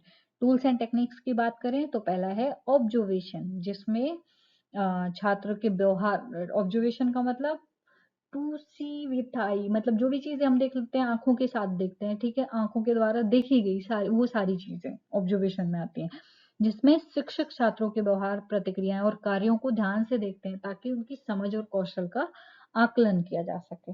जिसमें संचालित स्ट्रक्चर, जैसे स्ट्रक्चर्ड ऑब्जर्वेशन होता है, इसमें विशिष्ट मानदंडों पर आधारित अवलोकन किया जाता है। इसमें क्या होता है, मतलब हमें क्या ऑब्जर्वेशन करना है एक्चुअली ये डिसाइड कर लेते हैं। जैसे टीचिंग स्ट्रेटेजी देखनी है, टीएलएम क्या यूज कर रहा है, टीचर का बॉडी लैंग्वेज क्या है पढ़ाते समय, ये सारी चीजें ये हम डिसाइड करके जाते हैं। और जब हम बिना डिसाइड किए जाते हैं कि शिक्षक छात्रों के सामान्य व्यवहार, उनका व्यवहार क्या है, बिना किसी पूर्व निर्धारित के मानदंड के देखते हैं। दूसरा जो है इंटरव्यू है, इसमें भी स्ट्रक्चर्ड इंटरव्यू और अनस्ट्रक्चर्ड इंटरव्यू होता है। मतलब आमने सामने इंटरव्यू का मतलब होता है साक्षात्कार, जब हम आमने सामने बैठकर क्वेश्चन किसी के क्वेश्चन का जवाब देते हैं। तो इसमें उनकी सोच, समझ, समस्या हल करने की क्षमता का मूल्यांकन किया जाता है। जो स्ट्रक्चर्ड इंटरव्यू होते हैं, इसमें प्रश्न का एक निश्चित क्रम होता है, पहले से डिसाइड कर लेते हैं कि ये क्वेश्चन पूछेंगे। और जो अनस्ट्रक्चर्ड होता है, इसमें ओपन एंडेड क्वेश्चन होता है। ओपन एंडेड मतलब आप अपने विचार दीजिए, जैसे कोई चीज है, किसी चीज को पूछेंगे आप की राय क्या है, आपकी पॉइंट ऑफ व्यू क्या है उस चीज के बारे में, प्रतिक्रिया के आधारित पर बातचीत होती है। डेवलपमेंट स्किल, विकासात्मक स्किल, इसमें परिभाषा इसकी क्या है, ये छात्र के शारीरिक, मानसिक और सामाजिक विकास का आकलन करने के लिए उपयोग किए जाते हैं। उदाहरण क्या होगा? बच्चों की संज्ञानात्मक और सामाजिक विकास के पैमाने पर आधारित स्केल। स्टैंडर्डाइज्ड परीक्षण परीक्षण ये ऐसे परीक्षण होते हैं जिसमें बड़े समूह का मानकीकरण किया जाता है। इनका उद्देश्य जो होता है विद्यार्थियों के प्रदर्शन की तुलना करना है। तो इसमें नॉर्म रेफरेंस टेस्ट और criterion reference test. Norm reference test जो होता है इसमें उद्देश्य छात्रों के प्रदर्शन की तुलना अन्य छात्रों से करना होता है। क्राइटेरियन रेफरेंस टेस्ट जो होता है इसमें प्रदर्शन एक निर्धारित मानक पर आधारित होता है। 5 जो है कक्षा मूल्यांकन तकनीक, क्लासरूम असेसमेंट टेक्निक्स। तो टेक्निक्स क्या हो सकती हैं? ऐसी तकनीकें होती हैं जिनका उपयोग शिक्षक कक्षा के भीतर छात्रों के नॉलेज, अंडरस्टैंडिंग और एप्लीकेशन का मूल्यांकन करने के लिए करते हैं। ठीक है, तो क्विज एंड असाइनमेंट दे सकते हैं, ग्रुप डिस्कशन करवा सकते हैं, प्रेजेंटेशन करवा सकते हैं उनकी क्षमता का आकलन करने के लिए, विचारों का आकलन करने के लिए, ज्ञान का आकलन करने के लिए। ठीक है, कन्वेंशनल एंड मॉडर्न असेसमेंट। सबसे पहले कन्वेंशनल असेसमेंट देख लेते हैं। ये मूल्यांकन मुख्य रूप से लिखित परीक्षण और परीक्षणों पर आधारित होता है, पारंपरिक जो हमेशा से चली आ रही है। ठीक है, इसमें एक निश्चित पाठ्यक्रम के अनुसार छात्रों को ज्ञान और समझ का माप लिया जाता है। उदाहरण क्या होता है? वार्षिक परीक्षा या फिर MCQs, मल्टीपल चॉइस क्वेश्चन। और आधुनिक मूल्यांकन है जो है मॉडर्न है, जैसे इसमें वास्तविक जीवन के कौशल हो गए, प्रदर्शन और सहभागिता पर आधारित होते हैं। इसमें विभिन्न तरीकों का उपयोग किया जाता है, जैसे प्रोजेक्ट वर्क है, पोर्टफोलियो है, परफॉर्मेंस बेस्ड असेसमेंट है, ऑनलाइन असेसमेंट है। ठीक है, कला प्रदर्शन, डिजिटल मूल्यांकन, प्रोजेक्ट कार्य, ये सारे उदाहरण हो सकते हैं। नेक्स्ट है लेवल ऑफ असेसमेंट। मूल्यांकन का प्राथमिक स्तर, प्राइमरी लेवल पर, इस स्तर पर छात्रों की बुनियादी उनका जो बेसिक नॉलेज होता है और उनकी बेसिक समझ होती है उसका मूल्यांकन किया जाता है। नेक्स्ट है मूल्यांकन का मध्य स्तर। इसमें जो छात्रों की सोचने और समस्याओं को हल करने की मतलब अंडरस्टैंडिंग लेवल क्या है, प्रॉब्लम सॉल्विंग करने की क्षमता क्या है, स्किल्स कैपेसिटी क्या है, उसका मूल्यांकन किया जाता है। मूल्यांकन का उन्नत स्तर, एडवांस लेवल, इसमें छात्रों की क्रिएटिविटी, थॉट, उनकी जो एनालिटिकल कैपेसिटी होती है, विश्लेषणात्मक क्षमता, उच्च स्तरीय कौशल का मूल्यांकन किया जाता है। 5.5 है current print and challenges in assessment, independent, dual purpose, constructive perspective and adaptation। तो करंट ट्रेंड्स है, ये प्रिंट नहीं है, sorry, current trends and challenge है। ठीक है, तो यहाँ पर करंट ट्रेंड्स लेना। करंट ट्रेंड्स इन असेसमेंट, तो प्रौद्योगिकी का उपयोग, यूज ऑफ टेक्नोलॉजी। सबसे पहले करंट ट्रेंड जो है असेसमेंट का, टेक्नोलॉजी का उपयोग करने लगे, जैसे आजकल ऑनलाइन डिजिटल मूल्यांकन है, जैसे कंप्यूटर के द्वारा असेसमेंट होने लगा, समय की बचत होती है, छात्रों के प्रदर्शन का सटीक आकलन करता है। पर्सनलाइज असेसमेंट है, व्यक्तिगत मूल्यांकन, प्रत्येक छात्रों की जरूरतों के अनुसार मूल्यांकन को अनुकूलित मतलब उसका एडॉप्टेशन किया जाता है। व्यक्तिगत सीखने के स्तर पर आधारित मूल्यांकन विधियां ज्यादा प्रभावी साबित होती है। समग्र दृष्टिकोण हो सकता है, होलिस्टिक। अब सिर्फ छात्र के हम अभी होलिस्टिक डेवलपमेंट पे ध्यान देते हैं। जो हमारा MEP 2020 आया उसमें होलिस्टिक डेवलपमेंट की बात की गई। तो होलिस्टिक डेवलपमेंट क्या होता है? बच्चे का समग्र विकास, सिर्फ एजुकेशन ही नहीं, उसका जो भी सामाजिक, मानसिक, इमोशनल डेवलपमेंट, सोशल डेवलपमेंट, ठीक है, सब पर ध्यान दिया जाता है। Challenges in assessment, traditional assessment method जो होते हैं, जैसे पारंपरिक लिखित परीक्षा विधियां छात्रों के वास्तविक कौशल और समझ का सही मूल्यांकन नहीं कर पाते हैं। ठीक है, सोशल एंड इकोनॉमिक्स डिस्पैरिटीज, जैसे सामाजिक आर्थिक असमानताएं होती हैं, विभिन्न सामाजिक और आर्थिक पृष्ठभूमियों के छात्रों के बीच मूल्यांकन में असमानता उत्पन्न होती है। बायसिस इन असेसमेंट, कभी कभी मूल्यांकन विधियां कुछ छात्रों के पक्ष में होती हैं जो शैक्षिक असमानता को बढ़ाती हैं। टाइम एंड रिसोर्सेस कंस्ट्रेंट्स, नए मूल्यांकन तरीकों को लागू करने में समय और संसाधन की कमी एक बड़ी चुनौती है। थर्ड जो है स्वतंत्र और independent and dual purpose assessment. ठीक है, इंडिपेंडेंट असेसमेंट क्या होता है? इसमें केवल छात्रों के प्रदर्शन का आकलन किया जाता है, ये शिक्षक छात्रों की भी स्वतंत्र प्रक्रिया है।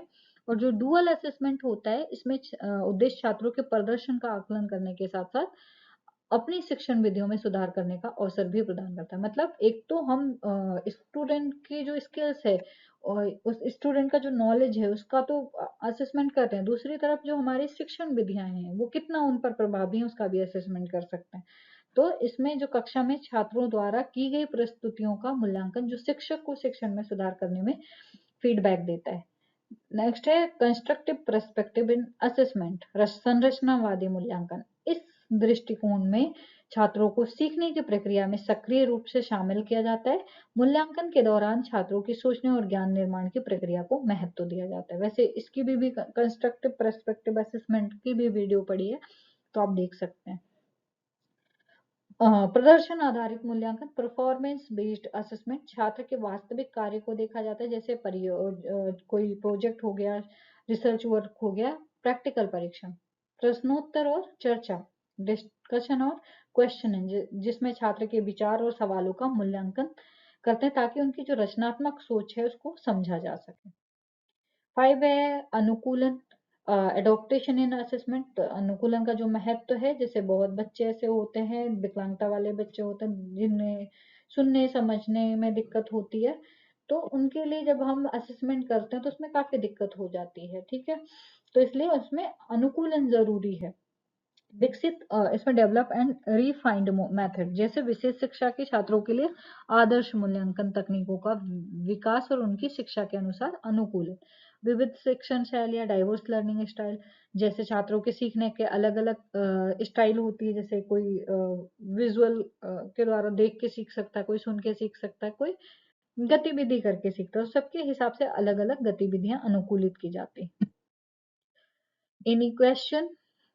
अगर कोई क्वेश्चन है तो मुझे बता सकते हैं। आई होप ये पेपर आपका अच्छे से क्लियर हो गया है and all the best for your exam. अच्छे से एग्जाम दीजिए और एग्जाम देने के बाद जब भी आपका एग्जाम क्लियर हो जाए तो आप मुझे जरूर बताइए कि मेरे जो पेपर वीडियोस देख के आपका कितना फायदा हुआ है। और प्लीज बताना जरूर आपके एग्जाम कैसे गए हैं और आपका रिजल्ट कैसा गया है। ये रिजल्ट मुझसे जरूर शेयर करना ताकि मुझे भी खुशी होगी कि मैं आप लोगों की कुछ काम आ पाई। और thank you for watching my video. ऐसे ही बने रहिए, ऐसे ही प्यार देते रहिए। आप प्यार देते हो तो उससे मुझे बहुत मोटिवेशन मिलता है और मैं ऐसे ही अच्छे अच्छे वीडियो लेके आती रहूंगी आपके लिए जो इफेक्टिव होंगी। मैं कोशिश करूंगी बहुत जल्द ही एनसीईआरटी के चैप्टर वाइज जो आपके सीटेट वगैरह में आते हैं वो भी वीडियो डालने की, ताकि आपकी हेल्प हो सके। तो फिर मिलते हैं अगले सेमेस्टर में, अगली वीडियोस में, या फिर कोई और जानकारी लेकर, ठीक है। तब तक के आप बने रहिए मेरे चैनल पे और अच्छे से मेहनत करते रहिए। आप मेहनत करेंगे तो मुझे लगेगा कि मुझे भी उसका फल मिल रहा है। Thank you so much. शुक्रिया।